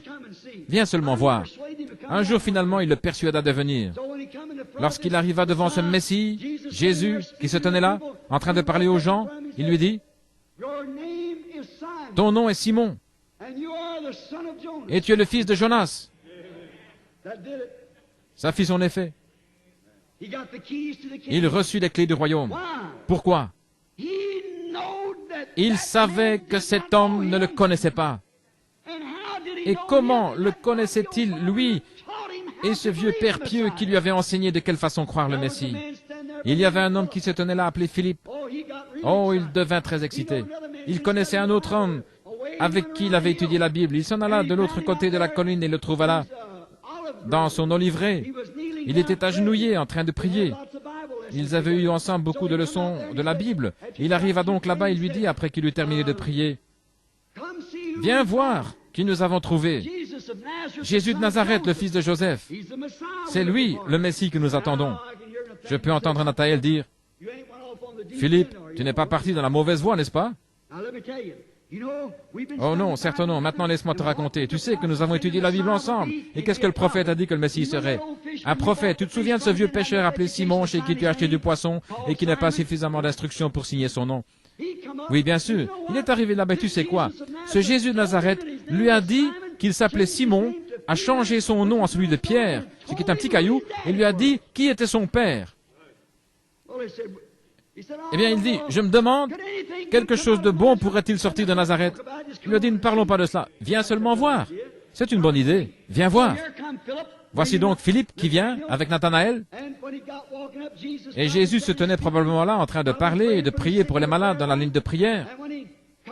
Et lorsqu'il arriva à l'endroit où Jésus se trouvait, Jésus le regardait et dit, « Voici un Israélite dans lequel il n'y a point de fraude. » Maintenant vous dites, eh bien c'est par la manière dont il était habillé. Oh non, tous les orientaux s'habillaient de la même manière.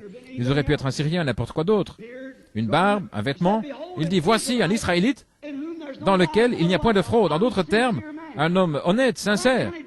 Eh bien cela dégonfla un peu Nathanaël, qui lui dit alors, Rabbi, ce qui signifie maître, Rabbi, d'où me connais-tu? Comment savais-tu que j'étais juif? Comment savais-tu que j'étais honnête, que je n'avais pas de fraude? Il lui répondit, avant que Philippe t'appelât, quand tu étais sous l'arbre, je t'ai vu.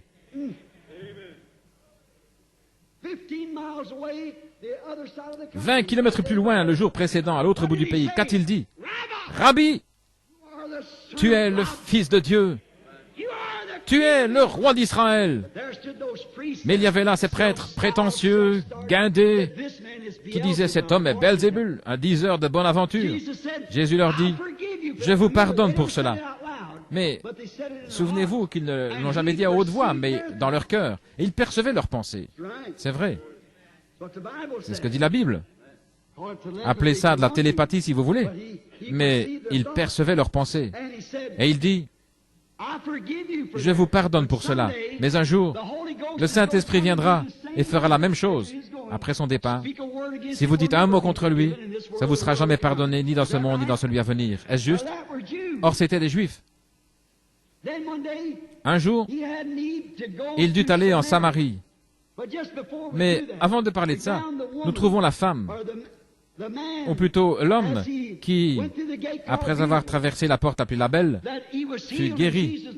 Jésus connaissait son état et lui dit, prends ton lit et rentre chez toi. Et il le fit et fut guéri.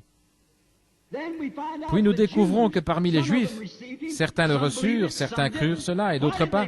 Pourquoi ne le crurent-ils pas? Il n'était pas ordonné à la vie. Il n'était pas une partie de cet attribut. Maintenant, souvenez-vous que c'étaient des prêtres et de grands hommes.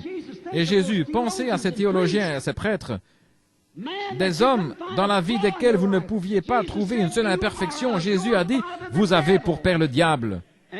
Et ce sont ces œuvres que vous faites. Si vous aviez été de Dieu, vous m'auriez cru.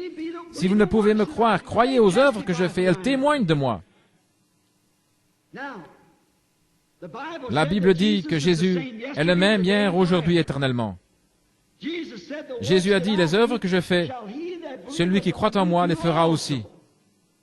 Est-ce juste? Remarquez maintenant que c'était le véritable Melchisédek. Remarquez encore, il y avait seulement 3 races de gens. Vous m'avez entendu dire que j'étais un ségrégationniste. C'est vrai, tous les chrétiens sont des ségrégationnistes. Non pas à cause d'une ségrégation de couleur, mais d'esprit. La couleur de la peau d'un homme n'a rien à voir avec lui. Il est un enfant de Dieu par naissance. Mais un chrétien, Dieu dit, séparez-moi, sortez du milieu d'eux. Il est un ségrégationniste vis-à-vis de la corruption entre ce qui est juste et ce qui est faux. Mais remarquez, ils avaient alors une ségrégation raciale avec les Samaritains. Il y a seulement 3 races de gens sur la terre, si nous croyons la Bible. Et ce sont les descendants de Cam, Sem et Japhet. Ce sont les 3 fils de Noé. Nous sommes tous venus de là. C'est vrai. Cela nous ramène tous à Adam, ce qui fait de nous tous des frères. La Bible dit, d'un seul sang, Dieu créa toutes les nations. Nous sommes tous frères par le sang. Un homme de couleur peut donner une transfusion sanguine à un blanc ou vice-versa. L'homme blanc peut en donner au japonais, un jaune ou à l'indien, un rouge ou quoi encore. Un javanais. Il pourrait lui donner une transfusion sanguine parce que nous avons tous le même sang. La couleur de notre peau, l'endroit où nous avons vécu n'a rien à voir avec cela. Mais nous sommes séparés lorsque nous sortons du monde. De même qu'il fit sortir Israël d'Égypte. C'est à ce moment-là que nous nous séparons des choses du monde. Il y avait donc les descendants de Cam, Sem et Japhet. Et si nous avions le temps de remonter les généalogies, nous pourrions voir d'où sont venus les anglo-saxons. Il y avait le juif, le samaritain, qui est à moitié juif et gentil, le juif s'étant marié avec les gentils à la suite des agissements de Balaam. et Moab. Ils étaient samaritains et il y avait des Juifs et les gens des nations. Or nous, anglo-saxons, nous n'avions rien à voir avec cela. Nous ne croyions à aucun Messie ni rien d'autre. Nous n'en attendions pas un. Nous avions été amenés après. Jésus est venu vers les siens et les siens ne l'ont pas reçu. Et il dit aux disciples, n'allez pas vers les païens, allez plutôt vers les brebis perdues d'Israël. Et il alla seulement vers les brebis perdues d'Israël. Et observez, il se manifesta en tant que fils de l'homme devant les Juifs, mais ils le rejetèrent. Les Samaritains, étant à moitié juifs et gentils, croyaient aussi et attendaient un Messie. Mais nous pas, nous étions des païens avec des massues sur le dos, adorant des idoles, nous, ceux des nations. Mais un jour, Jean 4, il dut passer par la Samarie. Sur son chemin de Jéricho, il fit donc le tour par la Samarie. Et pendant qu'il s'y rendait, il s'arrêta et s'assit sur le bord du puits d'une ville nommée Sichar. Et le puits, si vous y êtes déjà allé, forme une petite esplanade à peu près comme ceci. Il y a là une source publique où tous viennent. Et les femmes viennent le matin, prennent leur cruche, en mettent un sur la tête et un sur chaque hanche et marchent avec ça en se tenant bien droite, sans jamais renverser une goutte, tout en se parlant l'une à l'autre. Ainsi les gens viennent là. C'était environ 11 heures du matin. Et il envoya ses disciples dans la ville pour acheter des victuailles, de la nourriture. Et alors qu'ils étaient partis, il vint là une femme de mauvaise réputation. Nous l'appellerions aujourd'hui une femme des Lumières rouges, une prostituée. Elle avait trop de maris. Ainsi, alors que Jésus était assis là, cette femme sortit vers les 11 heures. Voyez-vous, elle ne pouvait pas venir avec les vierges lorsque celles-ci venaient le matin chercher leur eau de lavage. Elle devait attendre. Elle ne se mélangeait pas comme elles le font maintenant. Elle était marquée. Elle était donc sortie pour aller puiser de l'eau. Elle prit la corde, y fixa la cruche et commença à la laisser descendre. Elle entendit quelqu'un dire, « Femme, apporte-moi à boire. » Maintenant, souvenez-vous, c'est Melchisédek. C'est Jésus, hier, le Fils de l'homme. Elle tourna les yeux et vit un Juif. Elle dit alors, « Monsieur, il n'est pas convenable qu'un Juif demande quoi que ce soit à un Samaritain. Je suis une femme de Samarie. Vous avez donc parlé d'une façon déplacée. Vous n'auriez pas dû me demander une telle chose. Nous ne traitons pas les uns avec les autres. » Il lui dit, « Mais si tu savais qui est celui qui t'a parlé, tu m'aurais toi-même demandé à boire. » Elle dit, « Comment vas-tu puiser? Le puits est profond, tu n'as rien pour le faire. » Il lui répondit, « L'eau que je donne, c'est de l'eau de vie jaillissant jusque dans la vie éternelle. » Il lui parla jusqu'à ce qu'il ait trouvé quelle était sa condition. Il dit alors, observez maintenant ce qu'il lui dit.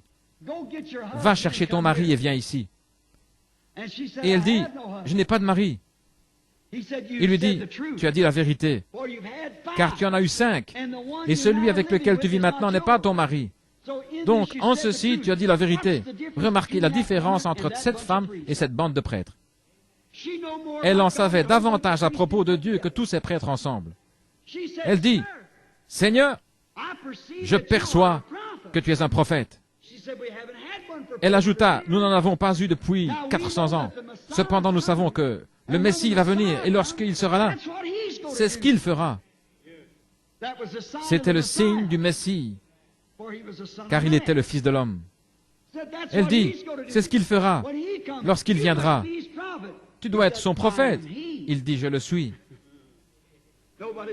Personne d'autre ne pouvait dire cela. Elle laissa tomber sa cruche et courut jusqu'à la ville, en disant, « Venez voir un homme qui m'a dit ce que j'ai fait. » Ne serait-ce point le Messie lui-même? Maintenant, souvenez-vous, il a promis de faire cette même chose à la fin du temps des gentils. Les Juifs avaient eu 4000 ans pour attendre ce Messie.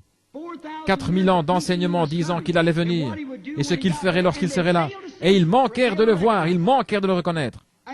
Et lorsqu'il se fit connaître conformément aux termes bibliques, il avait été une théophanie. Il devait ensuite chair et habita parmi eux. Ils manquèrent de le voir et appelèrent ses œuvres les œuvres du diable. Maintenant, nous avons eu 2000 ans d'enseignement, en passant après les apôtres par l'Église catholique romaine, puis de l'Église romaine à la grecque, etc., jusqu'à l'âge de Luther, de Wesley, et encore par 900 organisations différentes. Au cours du temps, ils ont eu l'enseignement de tous ces âges. Or, il a promis que juste avant que la fin des temps arrive, ce tableau de Sodome et Gomorrhe, ce qui arriva du temps de Sodome arrivera de même à la fin des temps où le Fils de l'homme se révélera de nouveau. Encore un peu de temps et le monde ne me verra plus. Mais vous, vous me verrez. Car un pronom personnel, je serai avec vous et même en vous jusqu'à la consommation, la fin du monde. Je serai avec vous. Il est le même hier, aujourd'hui et éternellement. Vous voyez, la Samaritaine, d'après mon message d'hier soir, venait d'Agar, voyez, un type perverti.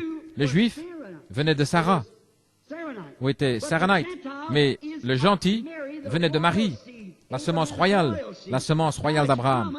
Or, il est promis que dans ces derniers jours, ce même Dieu, ce même Christ reviendrait ici et se révélerait en tant que Fils de l'homme. Pourquoi? Il est le même hier, aujourd'hui, éternellement.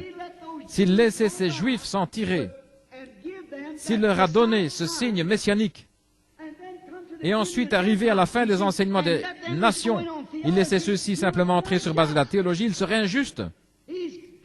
Il doit faire la même chose, parce que la Bible dit dans Hébreux 13:8 qu'il est le même. Et il a promis dans Malachie 4 et dans tous les autres passages de l'Écriture que dans les derniers jours, l'Église serait exactement comme elle l'est aujourd'hui et le monde également. Regardez le monde aujourd'hui. Regardez la condition sodomite. Regardez les tremblements de terre en différents endroits et les choses qui arrivent. Regardez l'Église dans le gâchis de Babylone. Où elle se trouve. Regardez le messager qui lui est envoyé, un Oral Roberts et un Billy Graham. G-R-A-H-A-M. C'est la première fois de tous les temps que nous avons un messager pour toutes les églises dont le nom se termine en H-A-M comme Abraham. A-B-R-A-H-A-M est formé de 7 lettres. G-R-A-H-A-M fait 6 lettres. À qui est-il envoyé? Au monde. 6 est un nombre d'hommes. L'homme fut créé le 6e jour, mais 7 est le nombre de Dieu. Maintenant, regardez-les là-bas à Sodome. Il y a leur messager qui leur parle. Mais alors, où est cette semence royale d'Abraham? Où est leur signe se rapportant à ce qu'il a dit, ce qui arriva du temps de Sodome, où Dieu descendit et fut manifesté dans la chair humaine et dit ce que Sarah pensait dans son cœur, dans l'attente derrière lui. Le dernier signe, avant que le monde des nations fût détruit par le feu. Et l'Église a reçu son dernier signe, avant que le monde entier soit détruit, que ce royaume des nations soit détruit par le feu et la colère de Dieu. Croyez-vous cela? Ce Melchisédek était chair, représenté dans un corps humain, et plus tard, il devint chair. Et maintenant, ce soir, il est le même hier, aujourd'hui et éternellement. Le croyez-vous? Qui est alors ce Melchisédek? Qui est le même hier? Il n'a jamais eu de père, il n'a jamais eu de mère. Ses jours n'ont jamais eu de commencement. Il n'a jamais eu de fin de vie. Il rencontra Abraham. Et quel genre de signe a-t-il accompli? Ensuite, lorsqu'il fut fait chair, il dit que cela devrait se répéter juste avant la fin des temps. Vous le croyez? Je le crois. Prions. Cher Dieu, je crois les Écritures où tu as dit que tu étais le même hier, aujourd'hui, éternellement. Sincèrement, dans mon cœur, Seigneur, je sais que quelque chose est sur le point d'arriver. Je ne peux pas l'identifier exactement. J'ai peur de dire quoi que ce soit, Seigneur. Tu connais le cœur de tes serviteurs. Combien de fois, à travers les âges, quand tu as envoyé des choses, les gens ont manqué de les saisir. L'homme loue constamment Dieu pour ce qu'il a fait et parle des grandes choses qu'il va faire, mais il ignore ce qu'il est en train de faire. Il en a été ainsi à travers les âges. Pourquoi l'Église romaine a-t-elle manqué de voir en Saint Patrick un prophète de Dieu? Pourquoi ont-ils tué Jeanne d'Arc alors qu'elle était une prophétesse? et l'ont-ils brûlé comme une sorcière? Père, c'est toujours après coup. Tu le caches aux yeux des sages et des intelligents. Ce n'est pas étonnant que tu aies dit à ces prêtres, vous ornez les tombeaux des prophètes, et vous êtes ceux qui les y mettez. Après leur départ, ils voient leur faute. Ils te persécutent toujours, Seigneur, en quelque forme que tu viennes. Je te prie ce soir, ô Dieu, de le faire encore juste une fois. Demain, il est prévu que nous allions à Tucson. Nous devons prêcher dans d'autres parties du monde et d'autres villes.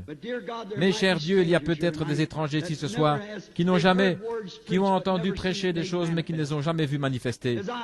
Comme je te l'ai demandé au commencement, lorsque ses disciples, Cléopas et son ami, venaient d'Emmaüs et marchaient sur la route, tu es sorti de derrière les buissons et tu as commencé à leur parler après la résurrection et à leur prêcher.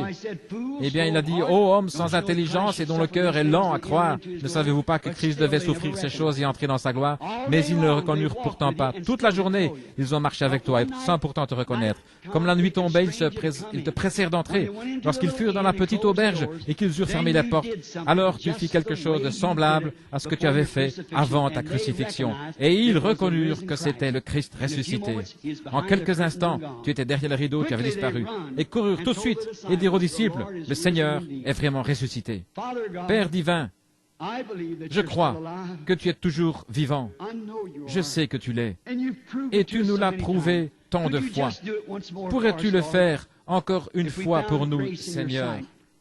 Si nous avons trouvé grâce à tes yeux, permets que cela arrive encore une fois. Je suis ton serviteur, et ce sont tes serviteurs ici. Tout ce que j'ai dit n'équivaudrait pas. Juste un mot de ta part aurait plus de valeur que ce que j'ai dit durant ces 5 soirs, ou dans ces 5 messages. Juste un mot de toi apporterait davantage. Ne veux-tu pas parler, Seigneur, afin que les gens sachent que je leur ai dit la vérité? Accorde-le, ô Dieu. Je le demande au nom de Jésus, cette fois encore. Amen. Maintenant, je ne vous connais pas. Je connais certaines personnes. Je connais ce garçon ici. Je connais Bill Dow qui est assis là. Voici frère Blair, Rodney Cox. C'est difficile de voir là-bas, de ce côté. En ce moment, je ne peux voir personne que je connaisse. Maintenant, combien ici savent que je leur suis étranger? Levez la main. Savent que je ne sais rien à leur sujet? Levez la main des deux côtés. Combien ici ont quelque chose qui ne va pas et à propos duquel vous savez que je ne sais rien? Voulez-vous lever la main? Maintenant, il me serait absolument et totalement impossible de savoir quoi que ce soit à votre sujet. Dans le cas contraire, cela devrait alors venir d'une révélation de l'Esprit. Et étant donné que je vous ai dit tous ces soirs et ce soir encore qu'il n'est pas mort, il est ici et il a promis de faire la même chose. Et il a aussi promis que le temps viendrait dans les derniers jours, où selon Malachie 4 et Saint Luc, il apparaîtrait de nouveau dans une forme humaine parmi son peuple et ferait la même chose, révélerait les mêmes choses, le même signe messianique. Combien savent cela? Vous, lecteurs de la Bible, qui savez que c'est vrai, dites Amen. Ils doivent être tous des lecteurs de la Bible. Maintenant, je sais que c'est étranger aux gens aujourd'hui, mais pourtant c'est la vérité. C'est la raison pour laquelle ils ne reconnurent pas Jésus de Nazareth. Ils reconnurent le credo de leur Église, mais ils ne reconnurent pas lui. Cependant, il est venu exactement comme la Bible le disait. Non pas en tant que théologien ou prêtre, il est venu en tant que prophète. Et les siens ne l'ont pas reçu. Maintenant, si Dieu garde sa parole, et s'il se trouve que cela tombe sur quelqu'un que je connais, alors je prendrai quelqu'un d'autre. Voyez-vous, je veux quelqu'un que je ne connais pas. Maintenant, je désire que vous priez. Maintenant, regardez, il y avait une fois une petite femme qui avait une infirmité. Elle avait dépensé son argent chez les médecins, ils ne pouvaient pas lui faire de bien.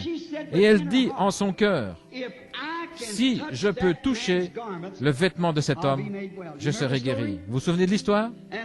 Ainsi, tous essayèrent de la retenir. Mais elle se faufila à travers les gens jusqu'à ce qu'elle touche son vêtement et puis elle alla s'asseoir. Maintenant, écoutez attentivement. Et quand elle a fait ça, Jésus s'est retourné. Il a dit, qui m'a touché? Eh bien, l'apôtre Pierre, il le reprit. Il a peut-être dit quelque chose comme « Seigneur, ne dis pas une chose comme ça.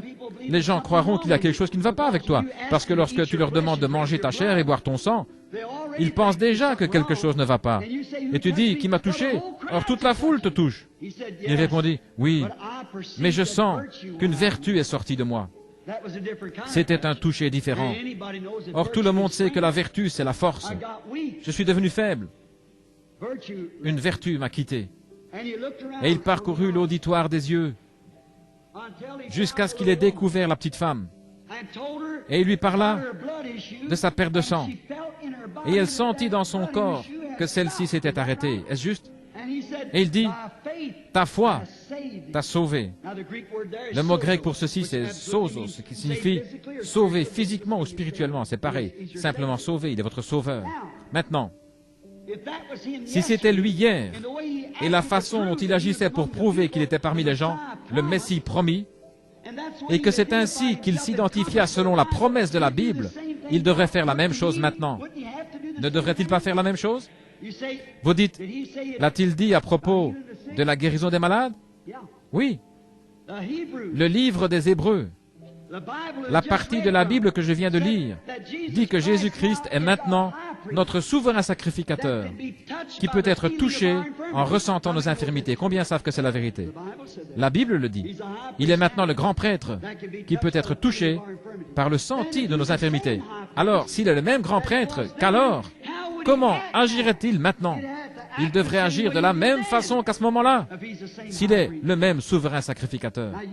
Maintenant, il se peut, je ne suis pas votre souverain sacrificateur. Vous pourriez me toucher et ce serait exactement comme si vous touchiez votre mari, votre frère ou quelqu'un d'autre, un homme.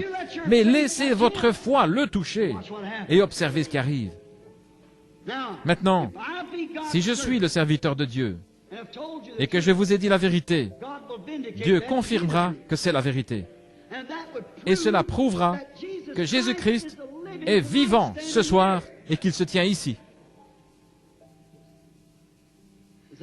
Est-ce juste? Maintenant, ayez foi. Juste un côté à la fois. Un côté. Vous qui êtes là, ayez foi. Je ferais mieux de rester ici au microphone parce qu'ils ne peuvent pas m'entendre. Que quelqu'un lève simplement les yeux vers Dieu et dise, « Oh Dieu, cet homme ne me connaît pas. Il ne sait rien de moi. Je lui suis parfaitement inconnu. Mais laisse ma foi te toucher, Seigneur. Tu sais ce qui ne va pas chez moi, Seigneur. Tu connais tout ce qui me concerne. Tu sais qui je suis. De même que tu as su qui était Pierre, qui était Nathanaël, et ce qui n'allait pas chez la femme qui avait la perte de sang.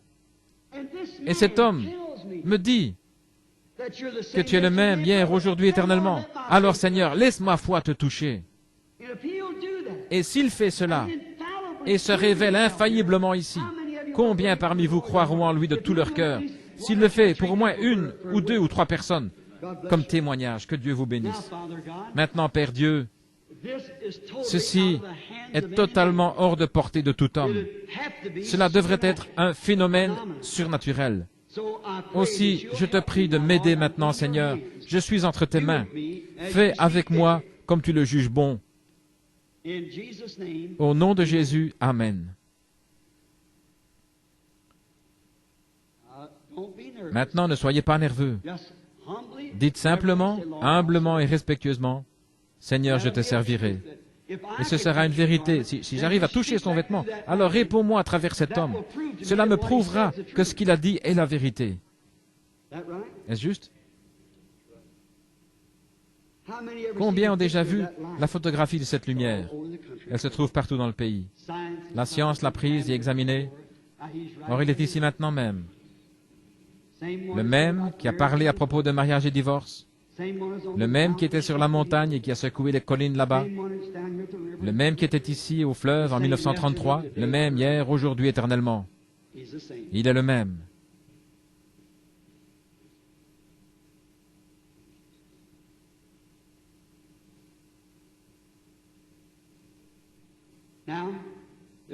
Maintenant, voici une femme. Elle reconnaît en ce moment même que quelque chose est arrivé. Cette lumière se tient juste au-dessus d'elle. Elle est assise là, elle porte cette sorte de tricot vert. Je ne connais pas cette femme. Je suppose que nous sommes étrangers l'un à l'autre. C'est vrai.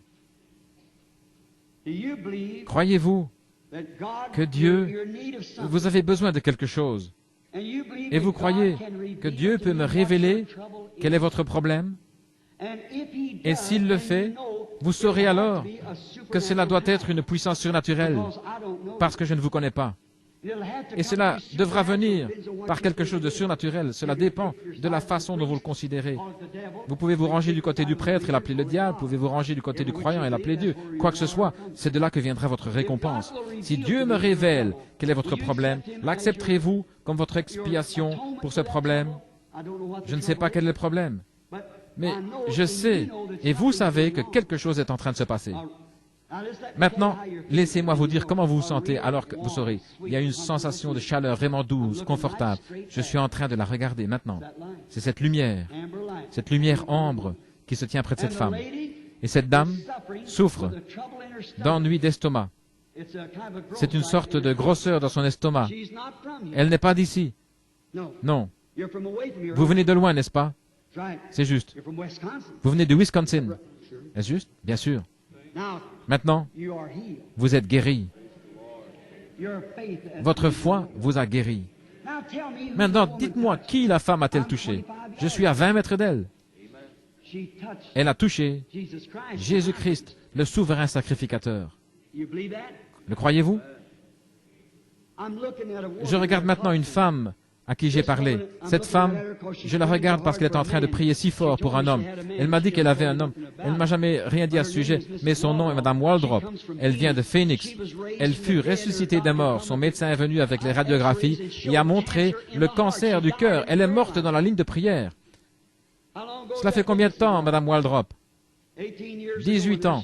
Et elle est assise là ce soir, un témoignage vivant. Ces médecins sont venus à la réunion en amenant. Ils ont dit, comment cette femme peut-elle vivre? Mais la voilà. Il n'y a aucun signe de cela. Elle a amené quelqu'un et elle est en train de prier pour lui. Maintenant, il est en train de mourir du diabète. Maintenant, ça je le savais. Mais étant donné que vous êtes en train de prier, vous savez, je ne sais pas qui c'est, Mme Waldrop. Il vient de Missouri et il s'appelle M. Cooper. C'est juste. Maintenant, vous croyez? Vous pouvez retourner chez vous et être guéri. Cela dépend de vous si vous le croyez. Voici une femme. Et elle souffre d'asthme. Elle a des complications. Elle n'est pas d'ici, elle est assise là-bas dans la foule, là, dans cette direction. Elle n'est pas d'ici, elle vient de Géorgie. Mademoiselle McKinney, croyez-vous de tout votre cœur et croyez-vous que Dieu va vous guérir? Levez-vous si vous m'êtes étrangère et que c'est vrai. Jésus-Christ vous a guéri. Croyez-vous? Derrière moi, il y a un homme assis. Il est en train de contacter Dieu. Et ce qu'il veut, il a un bébé qui souffre du cœur. Et ce bébé a un souffle au cœur, selon le médecin. Et le nom de cet homme, c'est M. Cox. Levez-vous, M. Cox. Et il dit à Sarah ce qu'elle pensait derrière lui. Juste à côté de lui, de l'autre côté du couloir, un petit peu plus en arrière, se trouve un homme qui n'est pas d'ici, mais qui vient du Nouveau-Mexique. Je ne l'ai jamais vu de ma vie. Je suis en train de le regarder maintenant. Il est derrière moi. Il vient du Nouveau-Mexique. Et cet homme est préoccupé par le cas d'une fillette. Elle a quelque chose qui ne va pas dans la bouche. C'est au palais qu'il y a un problème. Et cet homme s'appelle Monsieur West. Voudriez-vous vous lever, monsieur? Je lui suis totalement étranger. Mais le Seigneur Dieu va guérir son enfant. Croyez-vous cela de tout votre cœur? Combien parmi vous croient maintenant de tout leur cœur? Jésus-Christ n'est-il pas le même hier, aujourd'hui, éternellement? L'acceptez-vous maintenant comme votre sauveur? Levez la main. Croyez-vous en lui comme votre guérisseur? Ici, voici une personne couchée sur une civière qui est infirme ou quelque chose d'autre. Pouvez-vous m'entendre par ce microphone? Je ne vous connais pas. Vous êtes simplement une femme couchée là. Si je pouvais vous guérir, je le ferais. Je ne peux pas vous guérir. C'est simplement un homme qui est en train de se réjouir. Son enfant a été guéri. Je ne vous connais pas. Vous êtes une femme. Je suis un homme. C'est la première fois de notre vie que nous nous rencontrons, je suppose. C'est l'un de vos enfants qui vous a amené. Franchement, c'est la première fois que vous êtes ici. On vient juste de vous amener ici. Vous venez de loin. Vous êtes recouverte par l'ombre de la mort. Vous avez le cancer. Vous n'êtes pas infirme, c'est le cancer. Les médecins ne peuvent plus rien faire pour vous. C'est vrai. Et vous êtes sûr de mourir. Ces médecins ne peuvent plus rien faire pour vous. Il y avait une fois 3 lépreux qui étaient assis à la porte de Samarie. Et ces lépreux dirent, « Eh bien, pourquoi restons-nous assis là jusqu'à notre mort, étant donné que tous les gens de la ville sont en train de mourir de faim et qu'ils mangent les enfants les uns des autres? Si nous allons au camp de l'ennemi, les Syriens, s'ils nous tuent, nous allons de toute façon mourir. Et s'ils nous sauvent, nous vivrons. » Ils tentèrent donc leur chance. Et avec cette foi, ils sauvèrent non seulement eux-mêmes, mais le groupe entier. Or, vous allez mourir si vous restez couchés là. Il ne vous est pas demandé d'aller au camp des Syriens, mais vous êtes invités à la maison du Père. Vous mourrez du cancer, vous ne pouvez pas vivre en dehors de Dieu. Vous n'êtes pas de cette ville, vous n'êtes pas de la région ici, vous venez de loin. Vous venez de Milwaukee. C'est vrai. Je vous vois dans la ville, je le sais, c'est juste. Croyez-vous? Accepterez-vous Dieu maintenant comme celui qui vous guérit? Si c'est le cas, peu importe combien vous êtes faible et combien vous êtes cloué au lit, je crois qu'à votre place, je me lèverai au nom de Jésus-Christ, prendrai la civière, rentrerai à la maison et vivrai à la gloire de Dieu. Vous croyez que je suis le prophète de Dieu? Alors levez-vous et allez à la maison, soyez guéris. Ne soyez pas effrayés, levez-vous de cette civière. Dieu vous guérira.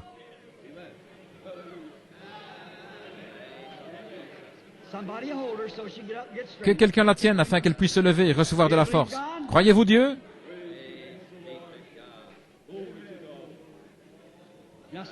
Laissez-la simplement recevoir un peu de force, tout ira bien. C'est ça, sœur. La voilà. Au nom du Seigneur Jésus, levons-nous et donnons la gloire à Dieu. Il est le même, hier, aujourd'hui, éternellement. Que le Seigneur Jésus-Christ vous bénisse.